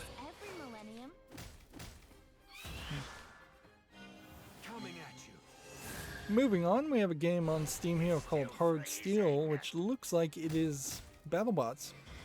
It honestly looks very much like BattleBots or whatever the UK one was called. I don't know if you really get to modify these BattleBots too much. Now, seems like it's going to be single player. It's $12.99. It's early access. This could be very interesting. That price is not too expensive, maybe a little expensive, because this does feel like one of those games where it's a fighting game, but you're fighting with robots, so I might only play it a small amount of time. Are you as excited as I am? Well, are you? I'm so excited! So, but yeah, Hardsteel will go on the fall list. Let's see. Bakumatsu has No More Heroes 3 E3 gameplay, which I think we probably had already seen this. Now the fight begins. But we'll see if this is new. No, I think we pretty much had seen this. Just looks like there's gonna be a lot of side games, a lot of silliness, and perhaps not so much grinding hack and slash content as the first game. So do 2 damage. This would summon an Implancer. This whip is an extension of myself. Let's defile the battlefield. I Hit love that. chaos. That's hot. And hit that. Daisy! What? Impossible! Let's see. Bakumatsu also has Monster Hunter Stories 2 gameplay. I think we may have already talked about this. Like the moon on the water's surface.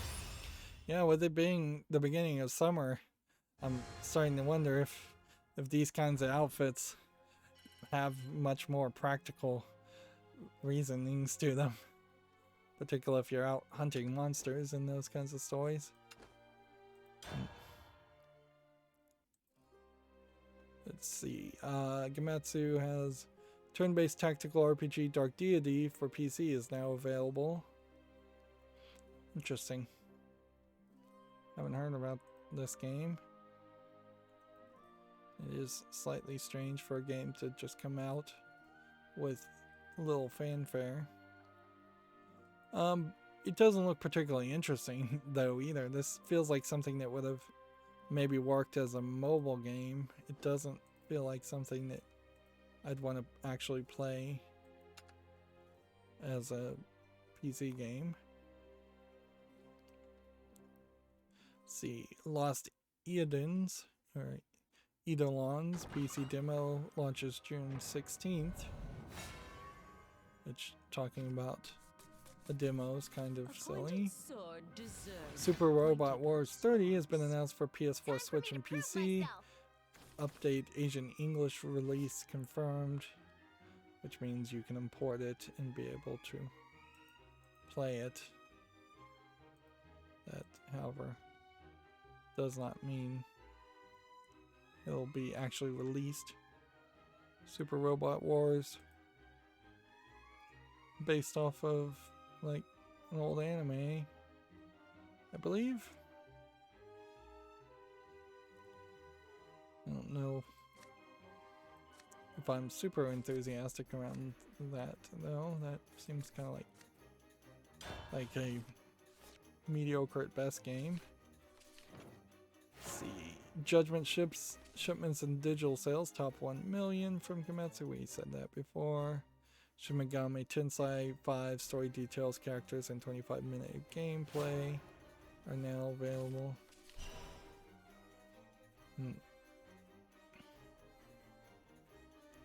Yep.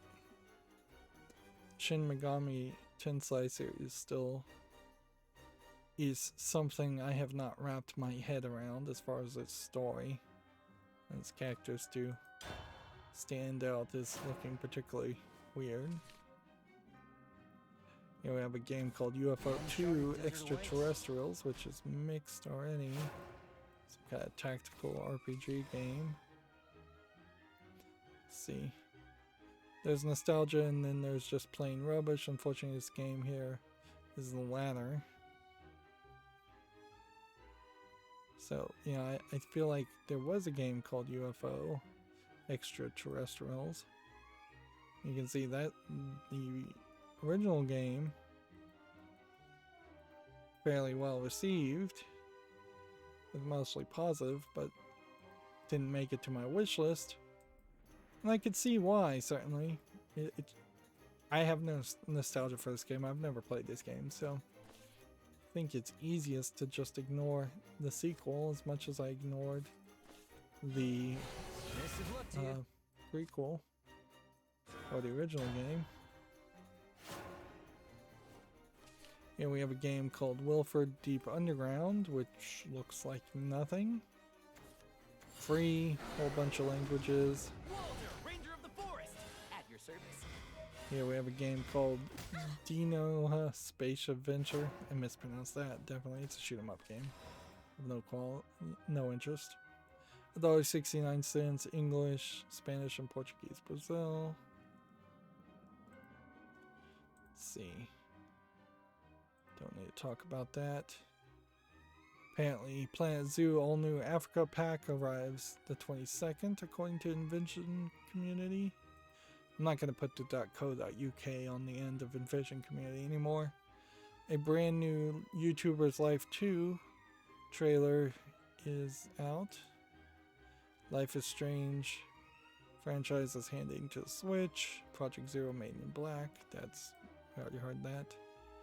A game called Rogue Lords demo is now available. I vaguely recall seeing a trailer around this, I think.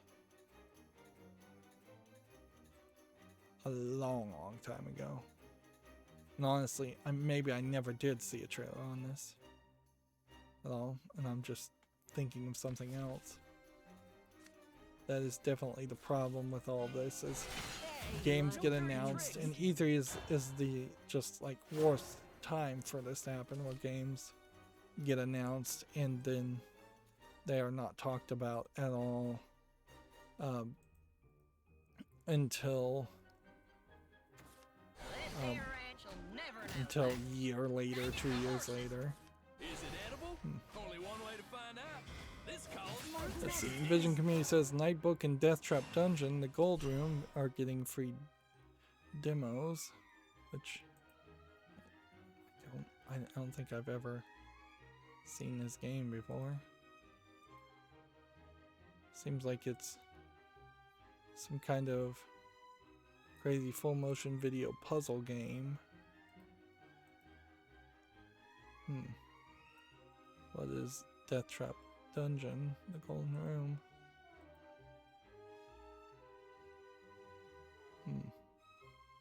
Looks like it's fairly good artwork.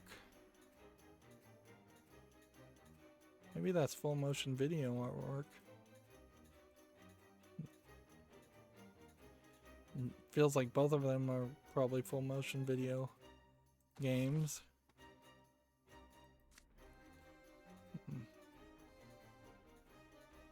Let's see.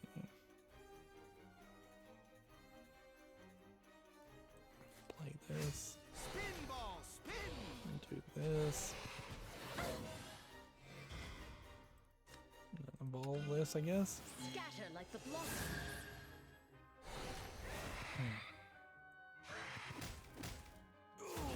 my stomach.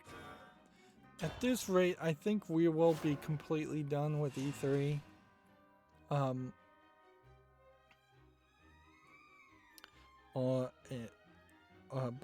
On Friday. I don't think we'll have much of anything to say that has been newly announced. So Friday should be fairly easy, theoretically. The time is upon us. Hear the prophecy. Things definitely could change.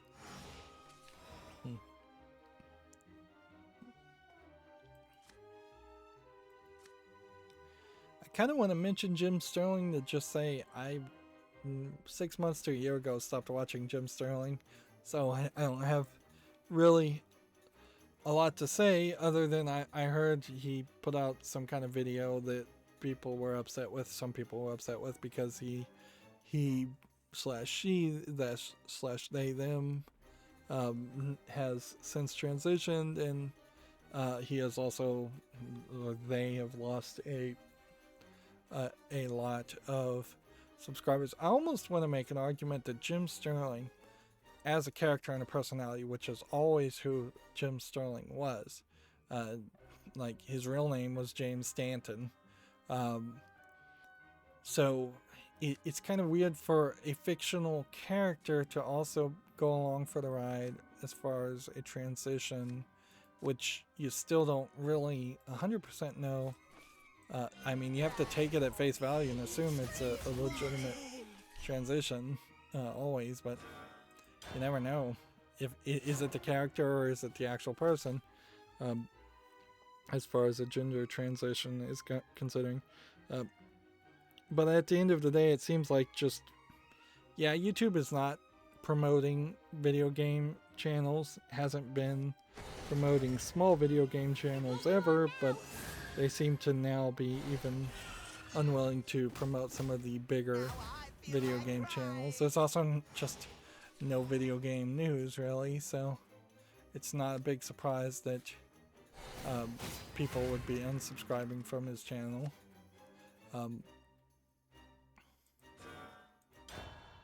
But yeah, he had fairly quickly, like even before they had transitioned, they had over the past year or two gotten very much focused about talking about wrestling and not really talking about video games, and in the podcast that he was on, it very much was becoming very much just all political talk and nothing else.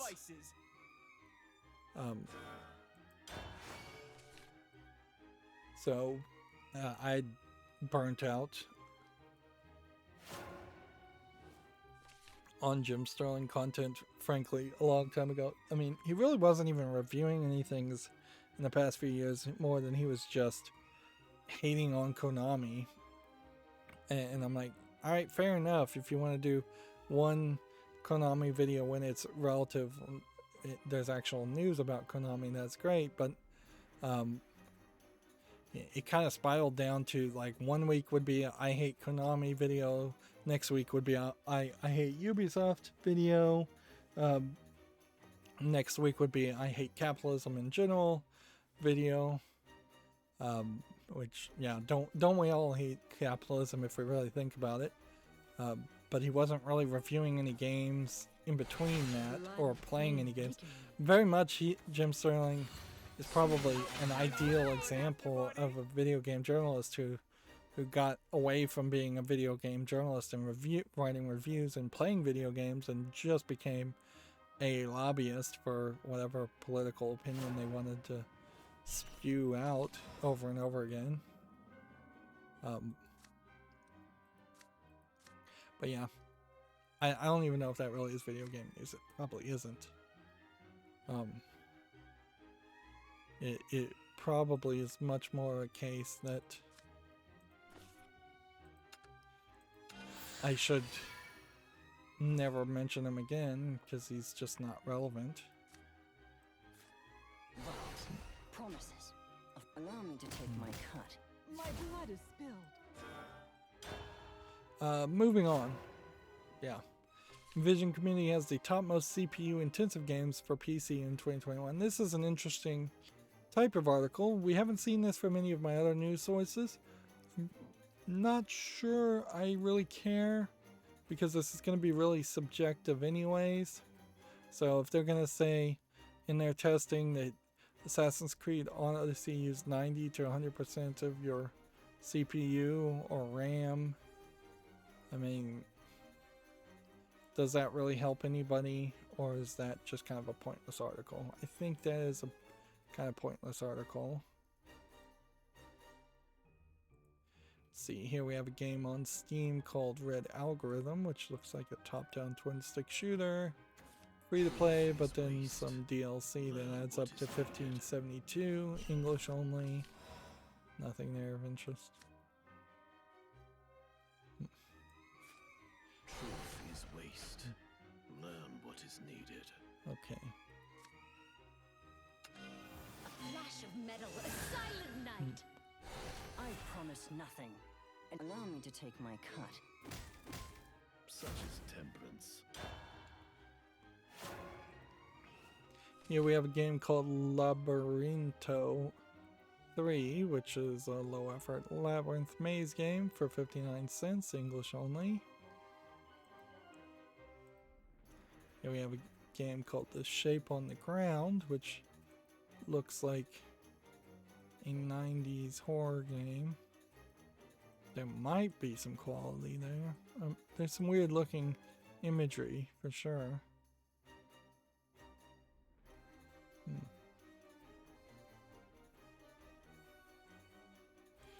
I guess the question is, can you overlook the graphics and the low polygons to have a decent experience here, or is that just too overwhelming? $2.54, English allegedly full audio.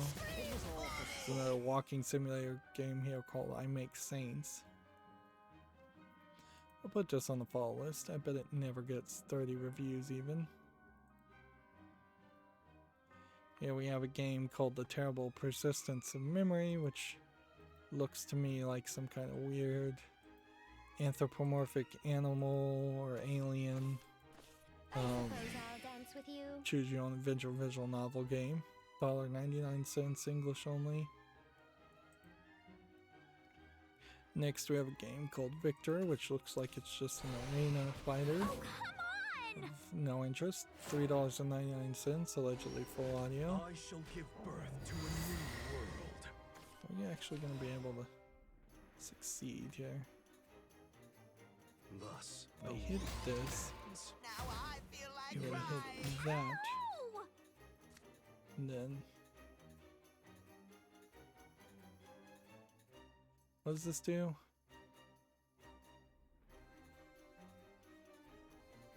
Ooh, okay. 3.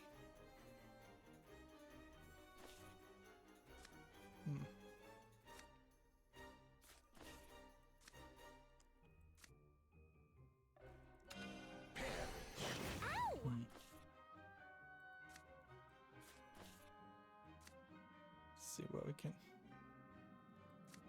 do here.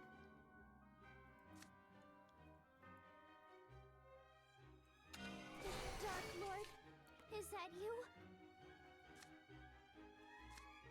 Guess I could have evolved. the world cycles on.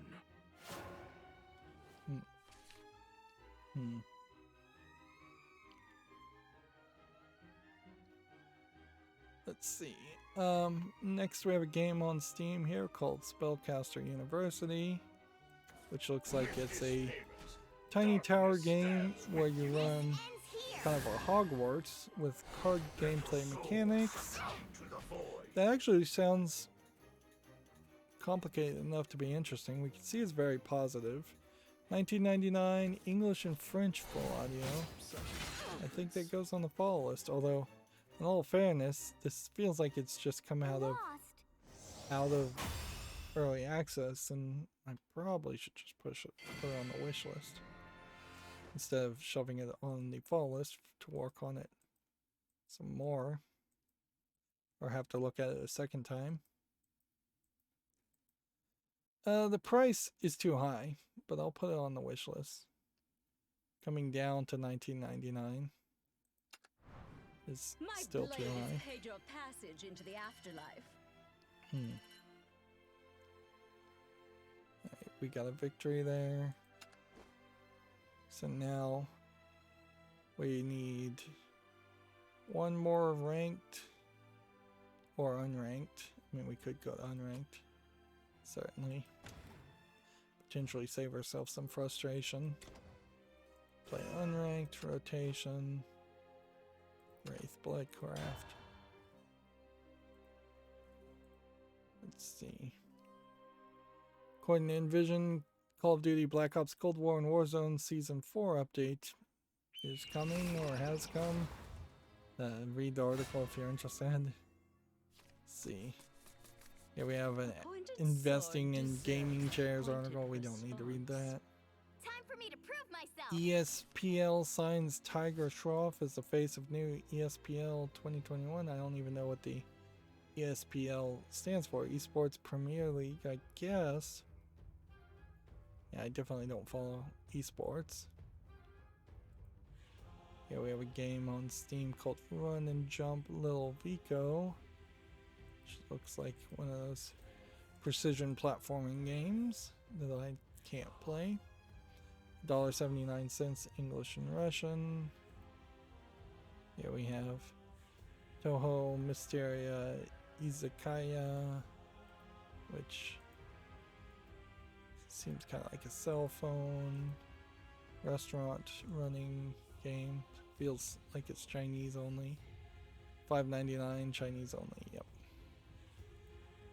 Let's see.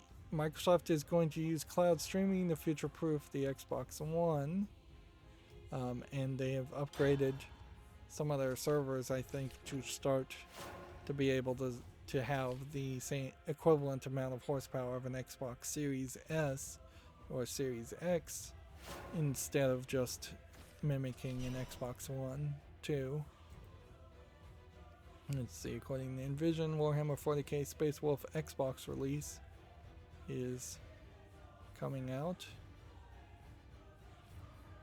According to Gamma Sutra, Sony's next-gen VR headset will use the Samsung OLED panels and launch in 2022.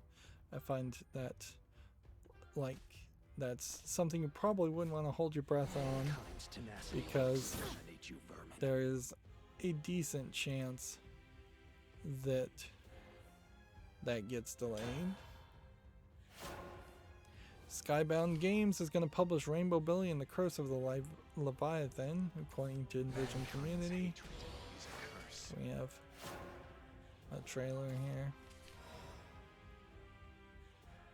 I think we'd already looked at this game. Yep.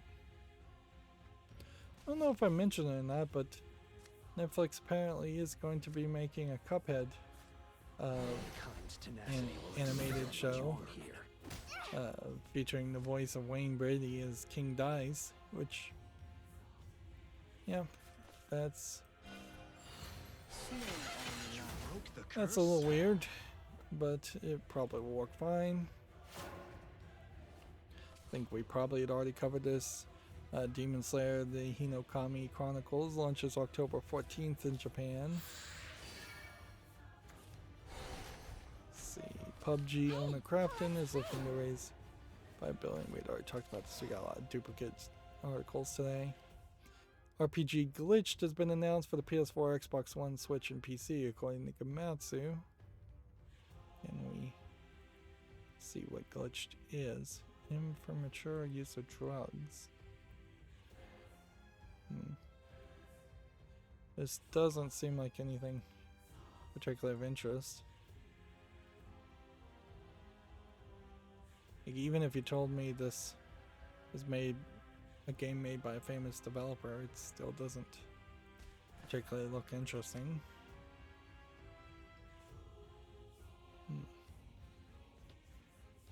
Guess we play this. And suffering are what I live for. Hit that and hit that. Oh, come on!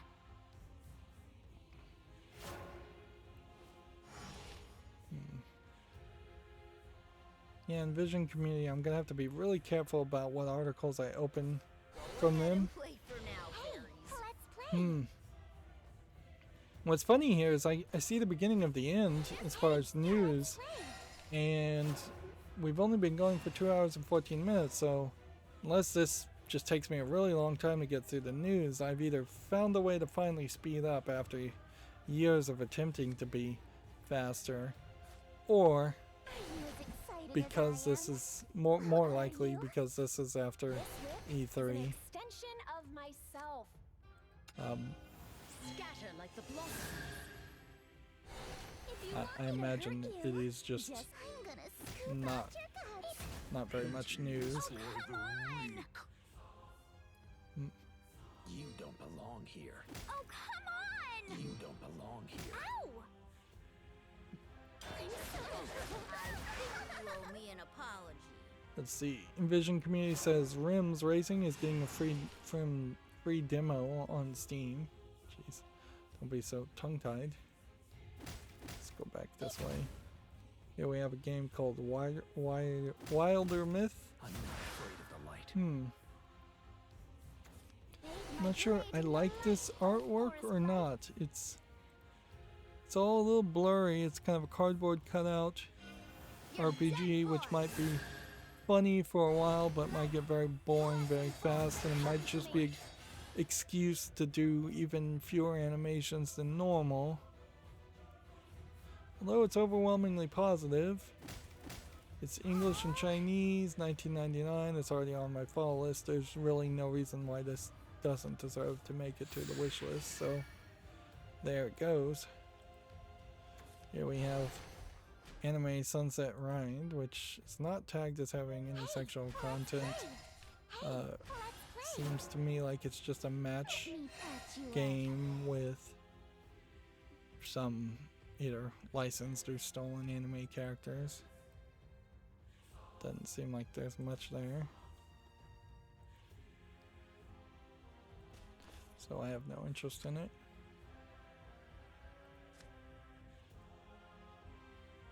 Three damage to an enemy follower. So anything we can do.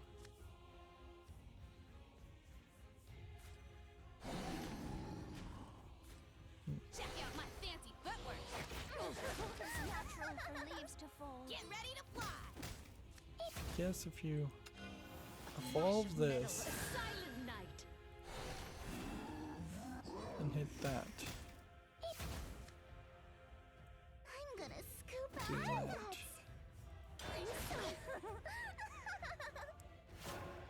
Here we have a game called Jikoku Unko, which I can't even tell what it is. It's just a big mess of flame effects and visual garbage.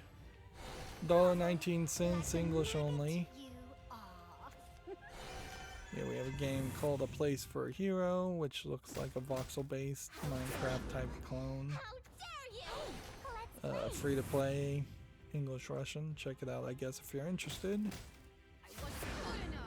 Here is Dark Deity, which is rated very positive.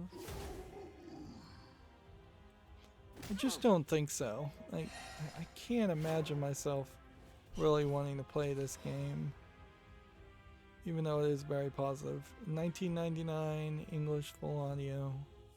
Like, I just have to say no. This is not my style of game.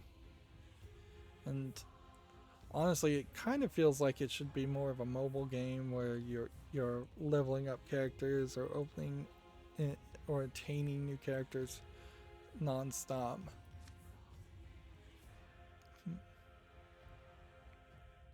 Do this, I can't do anything else. Or I can instead do this. Let's defile the Whoopsie Daisy! You're kidding me. Your head and body must part ways. War is so intense. I love that. the chaos. Here we have a game called Die Rangliste, which sounds German, but looks like it is just a collection of weird imagery. $4.99 English full audio. Nothing of interest there. Here we have a game called Garlic, which looks like it might be a joke troll game and frustration platformer. Trying to look like a Game Boy game and play off that nostalgia.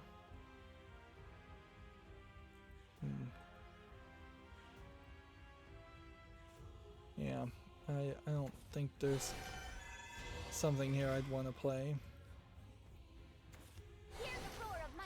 It's $11.99 English only.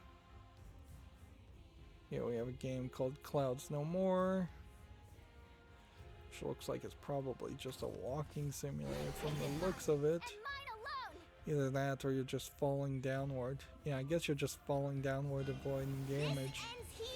$5.99.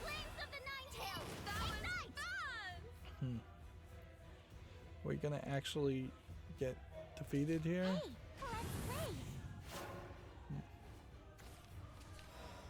Right. If I do this, it's gonna do 2 damage to everything anyways, so might as well just kill this. And then you do this.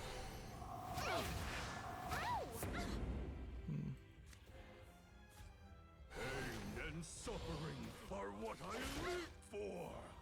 There we go. Let's see. War of Visions, Final Fantasy Brave Exvius kicks collaboration event with Final Fantasy 1. This is a mobile game, according to Envision Community.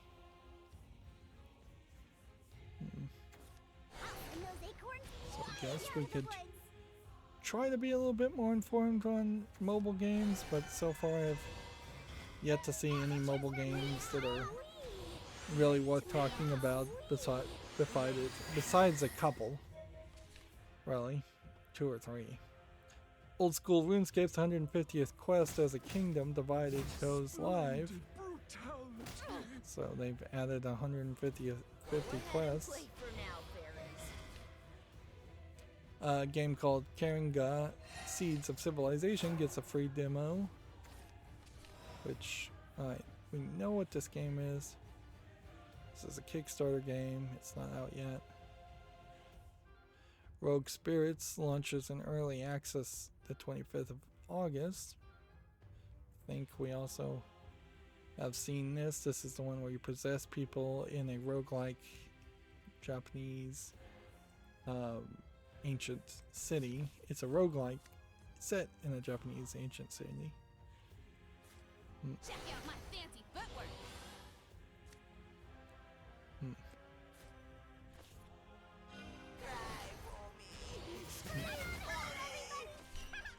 See.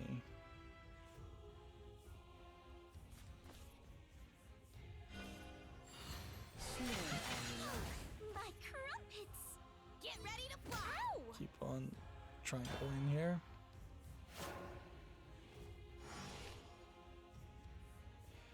Yeah, here we have a game called Warage, which looks like a real-time strategy. It doesn't look bad, actually. It looks fairly nicely animated. Yeah, you have to be careful when you see these resource bars, because that might imply in-game purchases. It's free to play, but then the Necromancer campaign is $4.99. English full audio, also German, Chinese, and Russian. But single player probably is fairly limited. I think you'd mostly want to play multiplayer. I'd like to see some reviews on this, but I suspect it will just never have enough following to really be a game. Here we have Twilight Drive, which looks like nothing. $8.99. English, allegedly full audio. Here we have a game called Relentless Knight, which looks like a ugly top-down twin stick shooter for $1.97, English, Chinese, and Russian. Here we have a game called Hello Teacher, which apparently you're running away from the teacher who's chasing you, and it's a low polygonal horror chase game. I don't think there's really a game there I'd want to play. $7.49, English and Russian. Just once again, that feels like a Russian troll game more than anything else. Pain and suffering are what I live for. Allow me to bestow a crimson kiss.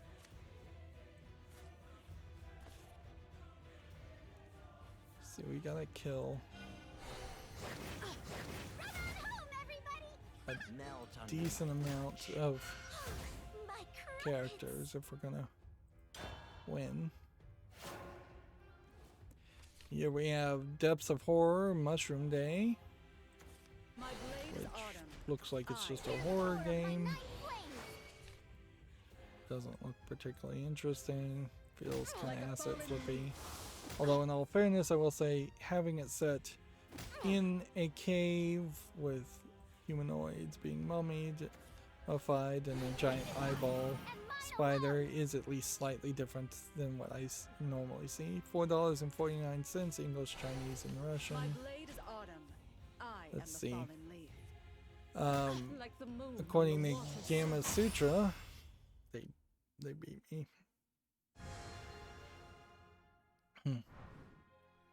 I'll do one more game, I think, and I may play some off screen after the stream too, just to get all the daily quests.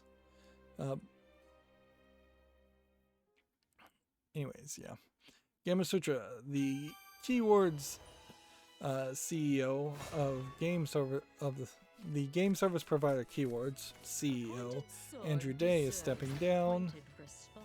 He took executive leave for health reasons, and now he's retirement. Now we assume this actually is health reasons, otherwise Gamma Sutra would probably tell us, as far as if there was some scandal there. Let's see, Gamatsu says Grand Theft Auto Online for PS3 and Xbox 360 will be shut down on December 16th. Alloy Noir and Max Payne 3 online service will also close on September 16th. So Rockstar is shutting down support for what are fairly old services. PlayStation 3, Xbox 360 games, I imagine we will see all of the support for all those games slowly get shut down. Let's see, Envision Community has Phantom Brave, the Bermuda Triangle remaster trailer, which I guess my question on Phantom Brave is this a strategy placement game, or is this some other kind of, I assume, JRPG type game? Like, I know I couldn't play the Disgaea games, but maybe I could play the Phantom Brave games and slightly redeem those NIS games, or find one that works for me. Let's have a sweet time.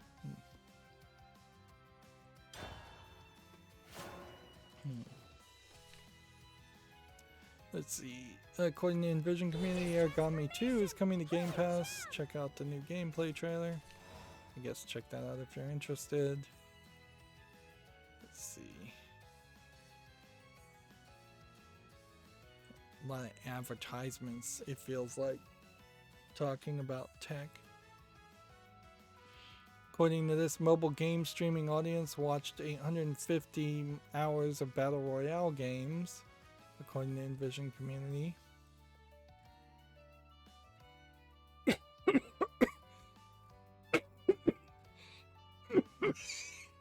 Excuse me.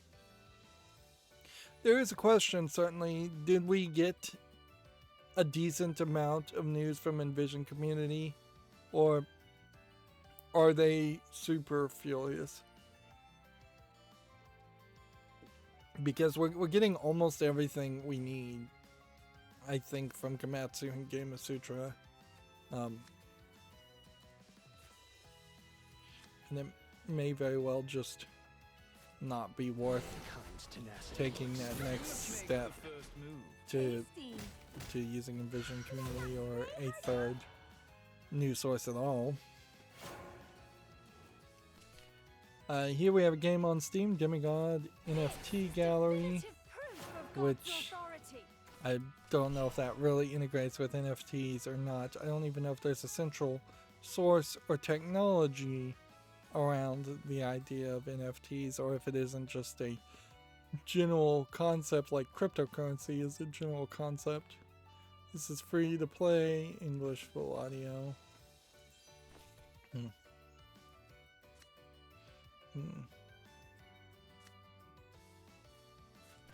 Let's go and hit that. How could you not understand? Tasty. Hit that. And that. It's your And that. throat.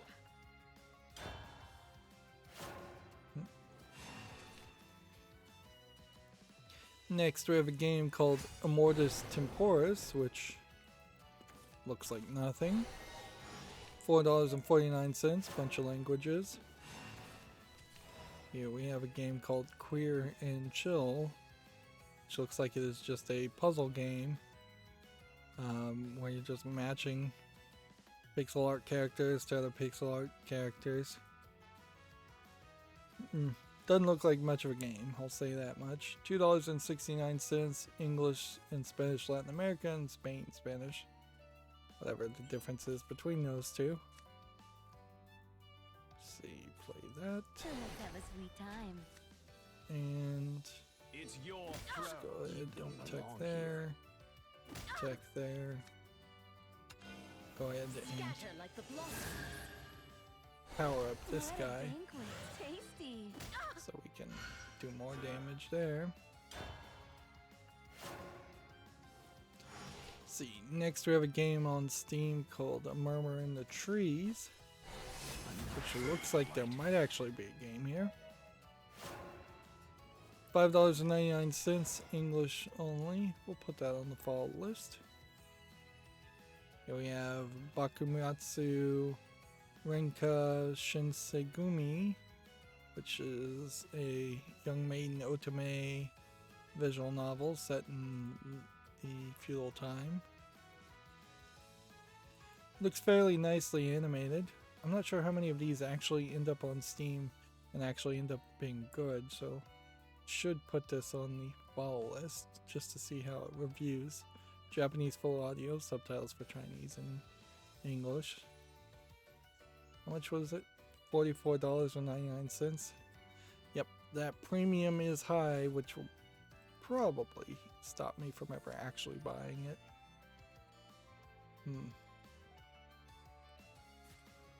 Cry for me. Scream for me. Tasty. Stop! Go ahead and hit that. Here we have a game called Rosemary's Fate Chapter 1, which seems to be a walking simulator slash maybe audio experience. Dynamic audio games. Scenes are painted by sounds and music. Maybe there's no real visuals at all. Very little visuals.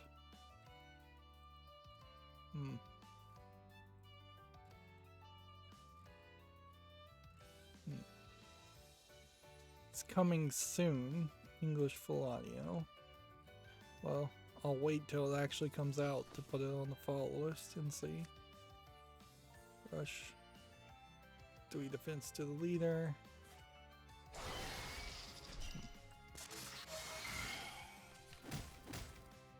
Me whiskers. Gonna follow that. Silent night. Where should I drop this? Oops, And my hit arm that. slipped.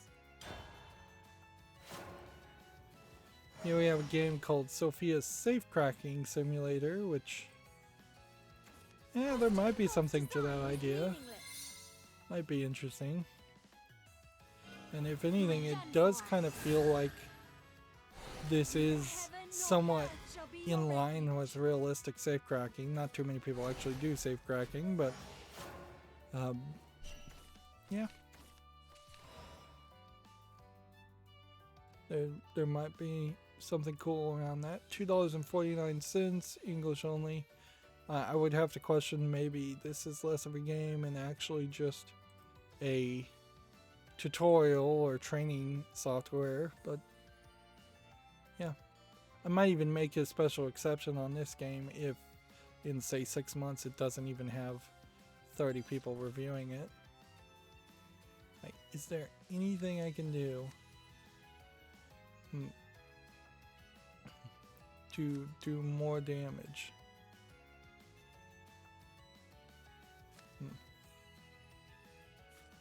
Yeah. How could you not understand? Do this.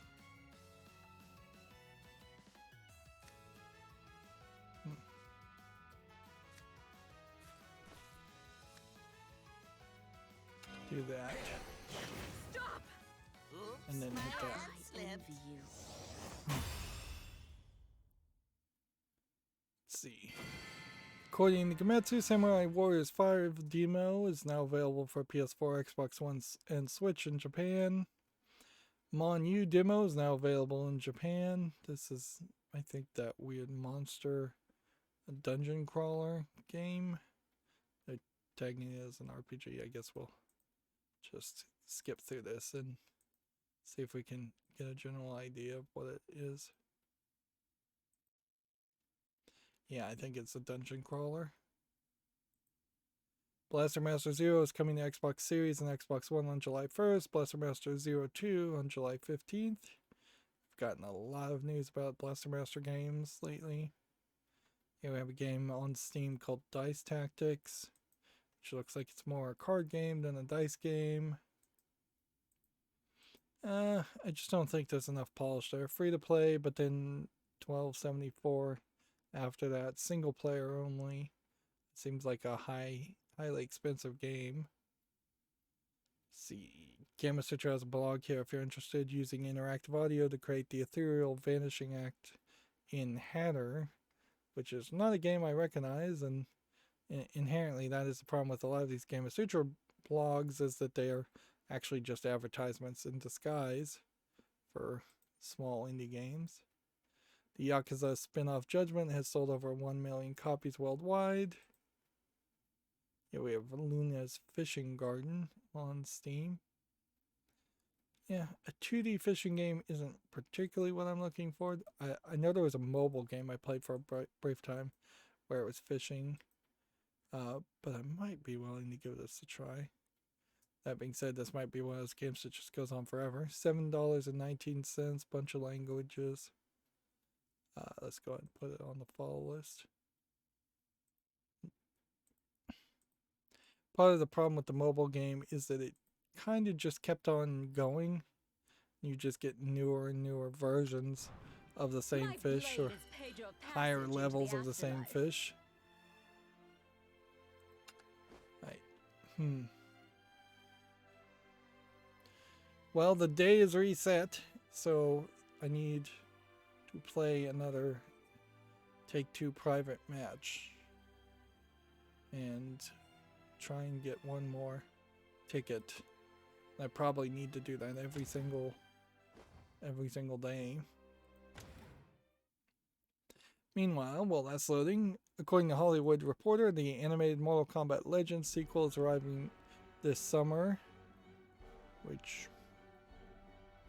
I don't know if it's particularly smart to come out with an animated Mortal Kombat show. I mean, I think that was pretty stupid when they first made the animated Mortal Kombat show, so doing it again seems like it just doubled down on a mistake.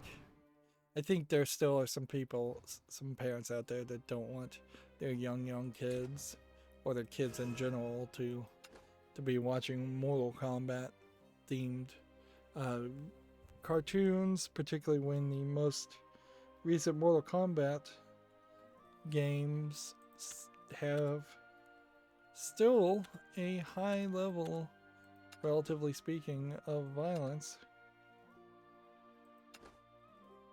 Alright, so we're gonna wait and see if we can get somebody to join in. People are just jumping in really fast. Let's see.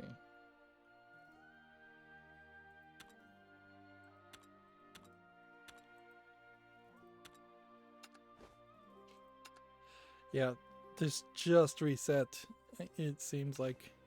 And thus, some people are just throwing out making accounts.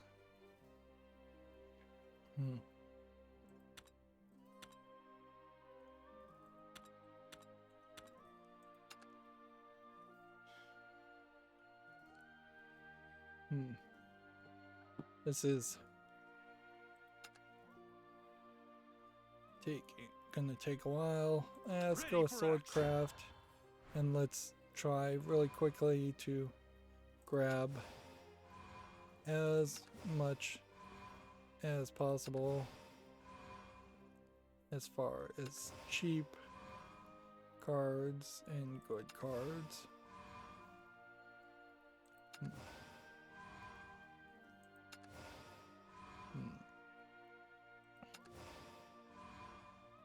Trying to go for cheaper cards if I can.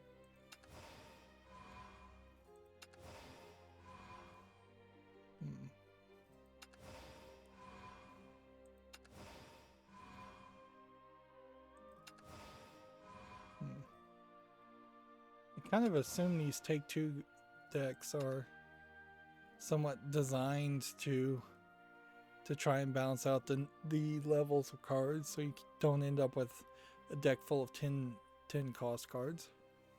Here we have Bakumatsu saying River City Girls is coming to PS5.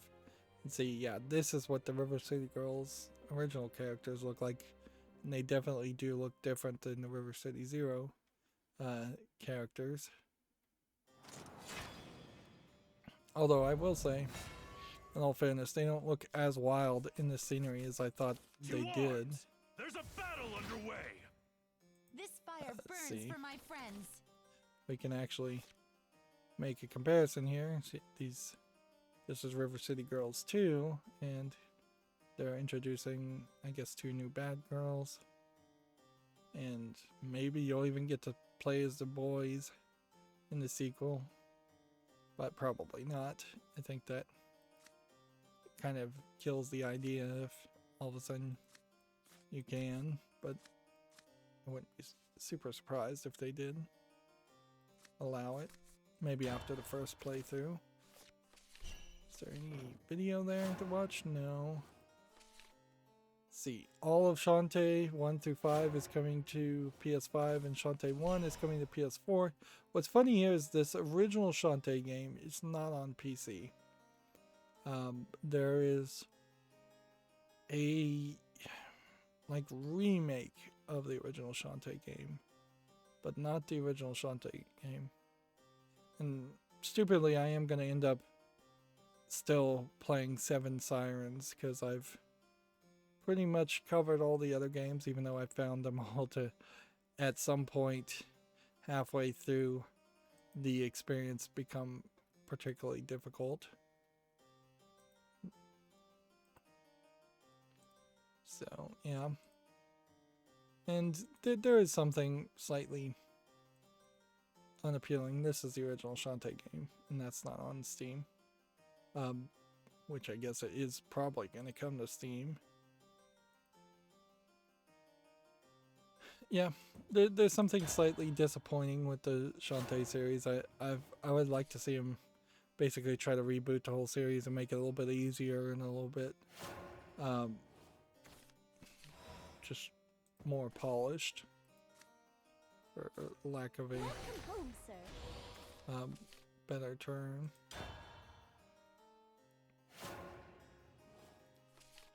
Let's see. Blood Rain Betrayal Fresh Bites announced for PS5, Xbox Series, PS4, Xbox One, Switch, and PC. Now, this Blood Rain character in this animation style doesn't really feel like the original 2 Blood Rain games, which I think are getting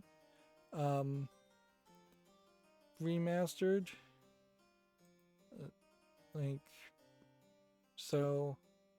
But this very well may be what Blood Rain is going to be. It is just the 2D hack and slash vampires on vampire fighting, and the 3D vampire first person shooting game of Blood Rain.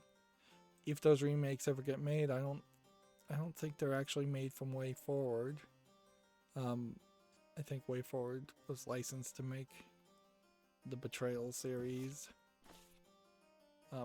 It is a remaster of the 2011 game, so there is some knowledge there. Don't mess with the I need to maid. not waste this guy's time. Easy as pie. Got him in my sights. So yeah, here is Blood Rain Betrayal Fresh Sprites. Coming soon. I guess I could kind of violate my rules and put this on the fall list. But if you try to compare this to other games, we probably won't pull up any Blood Rain games. And it's not comparing it to anything. Do I own Mirror of Fate HD? Yes, I do. I'm not sure I've played it. Probably just told me if I had played it. Let's see, Ziggurat. Yeah, it may very well have been that they got just minor updates as far as the Blood Rain games, and that's it. So yeah, I own the original Blood Rain Betrayal, and her artwork's slightly different. And then Terminal Cut was the slight remaster of Blood Rain. So that gives you kind of an excuse to go back and potentially try and play the Blood Rain games. But it would be more interesting to see a reboot of it. Of course, Ziggurat is kind of known for not making remasters or continuations of things, and instead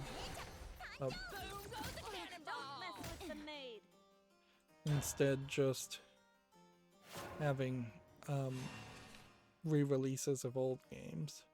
And a lot of these old games strain to be considered relevant because, yeah, they were kind of mediocre games even there. You can see there's a long list of games that they have released, and very few of them actually made it to my wish list. Blood Rain Legacy coming out in 2006. I don't even think that's probably when the game actually came out. That's probably just when it came out on Steam. Does anybody have an Evolve that would help? March on! Don't mess with the maid. Let's see.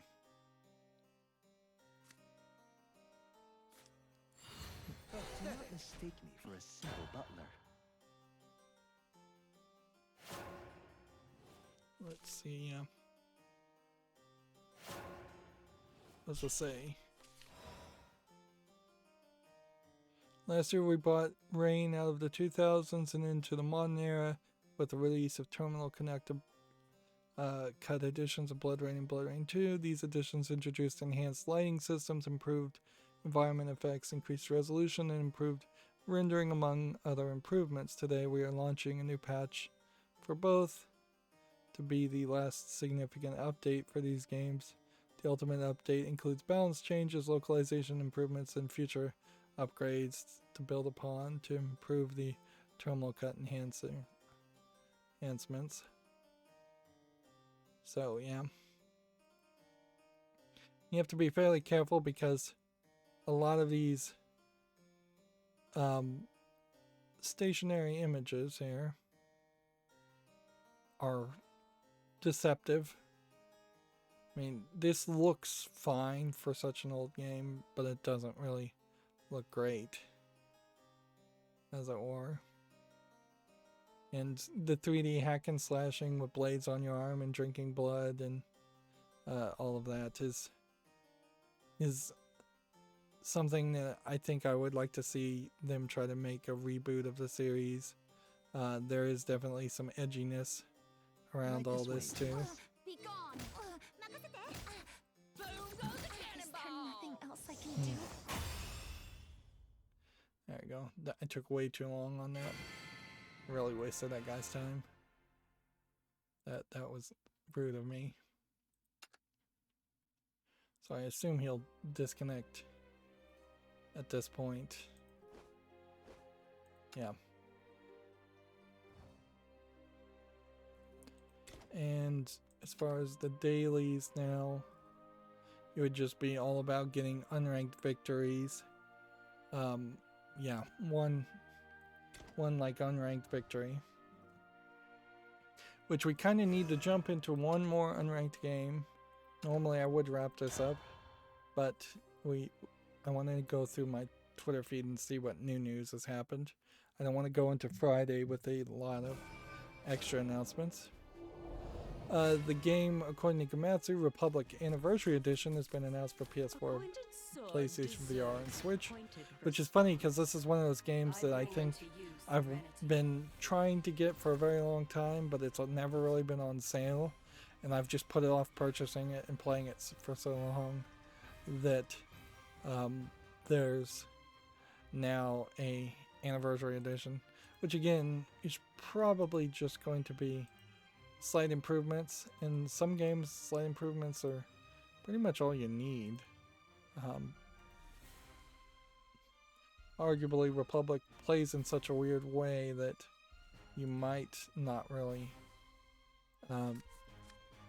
do well with the game until you rebuilt the whole thing and made it more of a standard stealth game. See, this is from 2015, and it's been on my wish list. And guess the question would be, would I get the free follow list there? So that's the weird thing here. Is should I buy the old version of the game in hopes that that would give me a free upgrade, or should I wait? Probably should wait.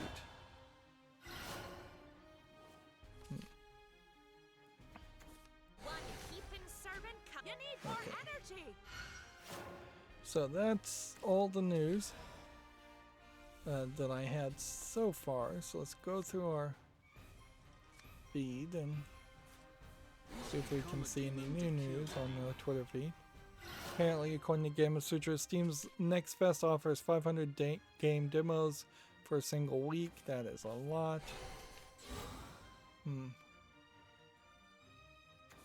Certainly.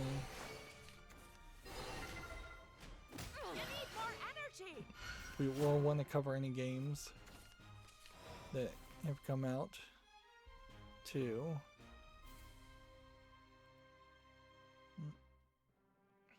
So I'm gonna be fairly quiet as I Let's have a sweet time. try and work through all of the Twitter feed.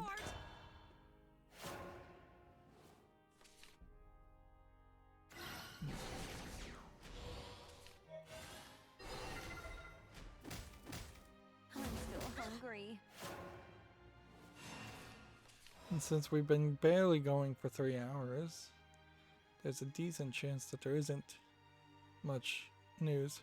It looks like G4 has decided to make a beach house and put everybody in a beach house. They seem to be actually reviewing games, or at least Adam Sessler seems to be actually reviewing games. It seems like some of the characters that were announced have already kind of disappeared as far as people that would have been as part of the G4 reboot, which, okay, maybe they disappeared into not into never coming back, but into more focusing on just being Twitch streamers, and that's why I don't see them. That's a very high possibility.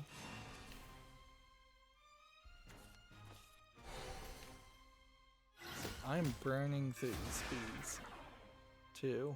Like, this is gonna be basically nothing. Nothing's come out on Steam. No new bit of news has been announced. Forgotten dreams gather unto me.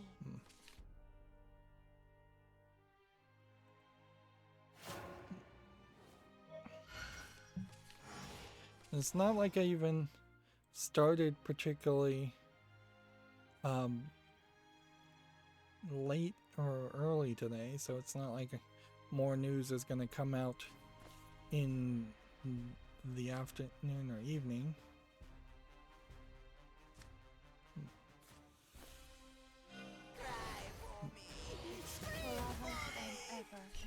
Let's see. That won't work.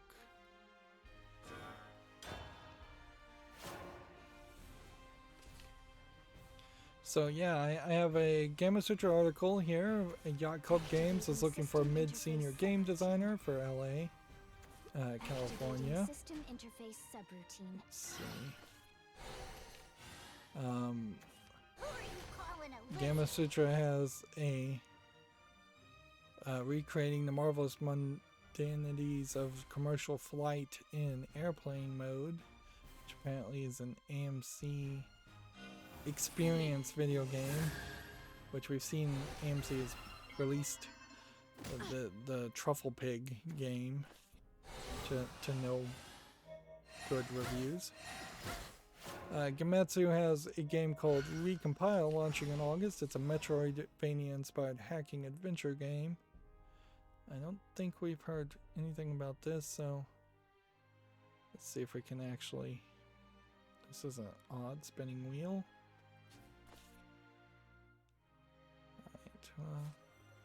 I shall give birth to a new world. Oops, my hand slipped. What? No way! Let's see. Well, seems like that video is not going to load.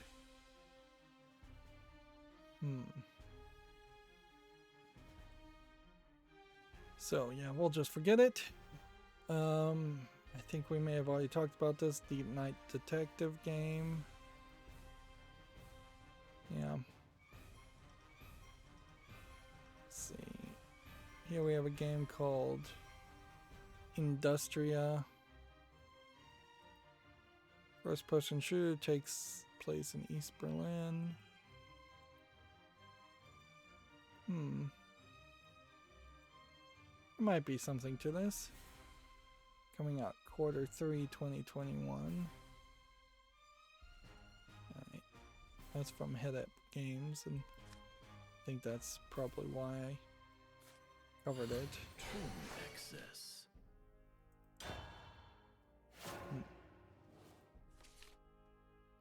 Here we have a game called Dreamcatcher Prologue, which is obviously a demo. Doesn't look terrible, but it is just a prologue, and I'm just not interested in prologues. I don't think I'm at the point yet where I want to try and find a new news source and get rid of my Game Vision. Yeah, I've not seen anything particularly offensive. I've just seen articles talking about like hardware and gaming chairs and things like that, and well, if I'm just careful, I'll skip those articles. Here we have a game called Agent Intercept, which there might be something here, but it kind of just looks like a mobile game. $19.99, English only. Can I justify putting it on the fall list if it's that price? I think no.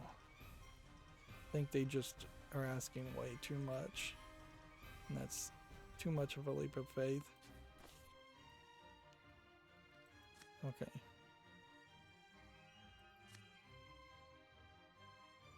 Finish an enemy amulet.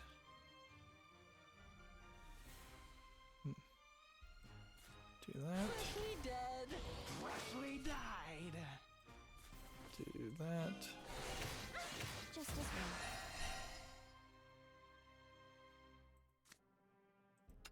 Do that. Flash of metal, a silent night. Where should I drop this light? Oops, my hand That. slipped. Thus the world begins. And that.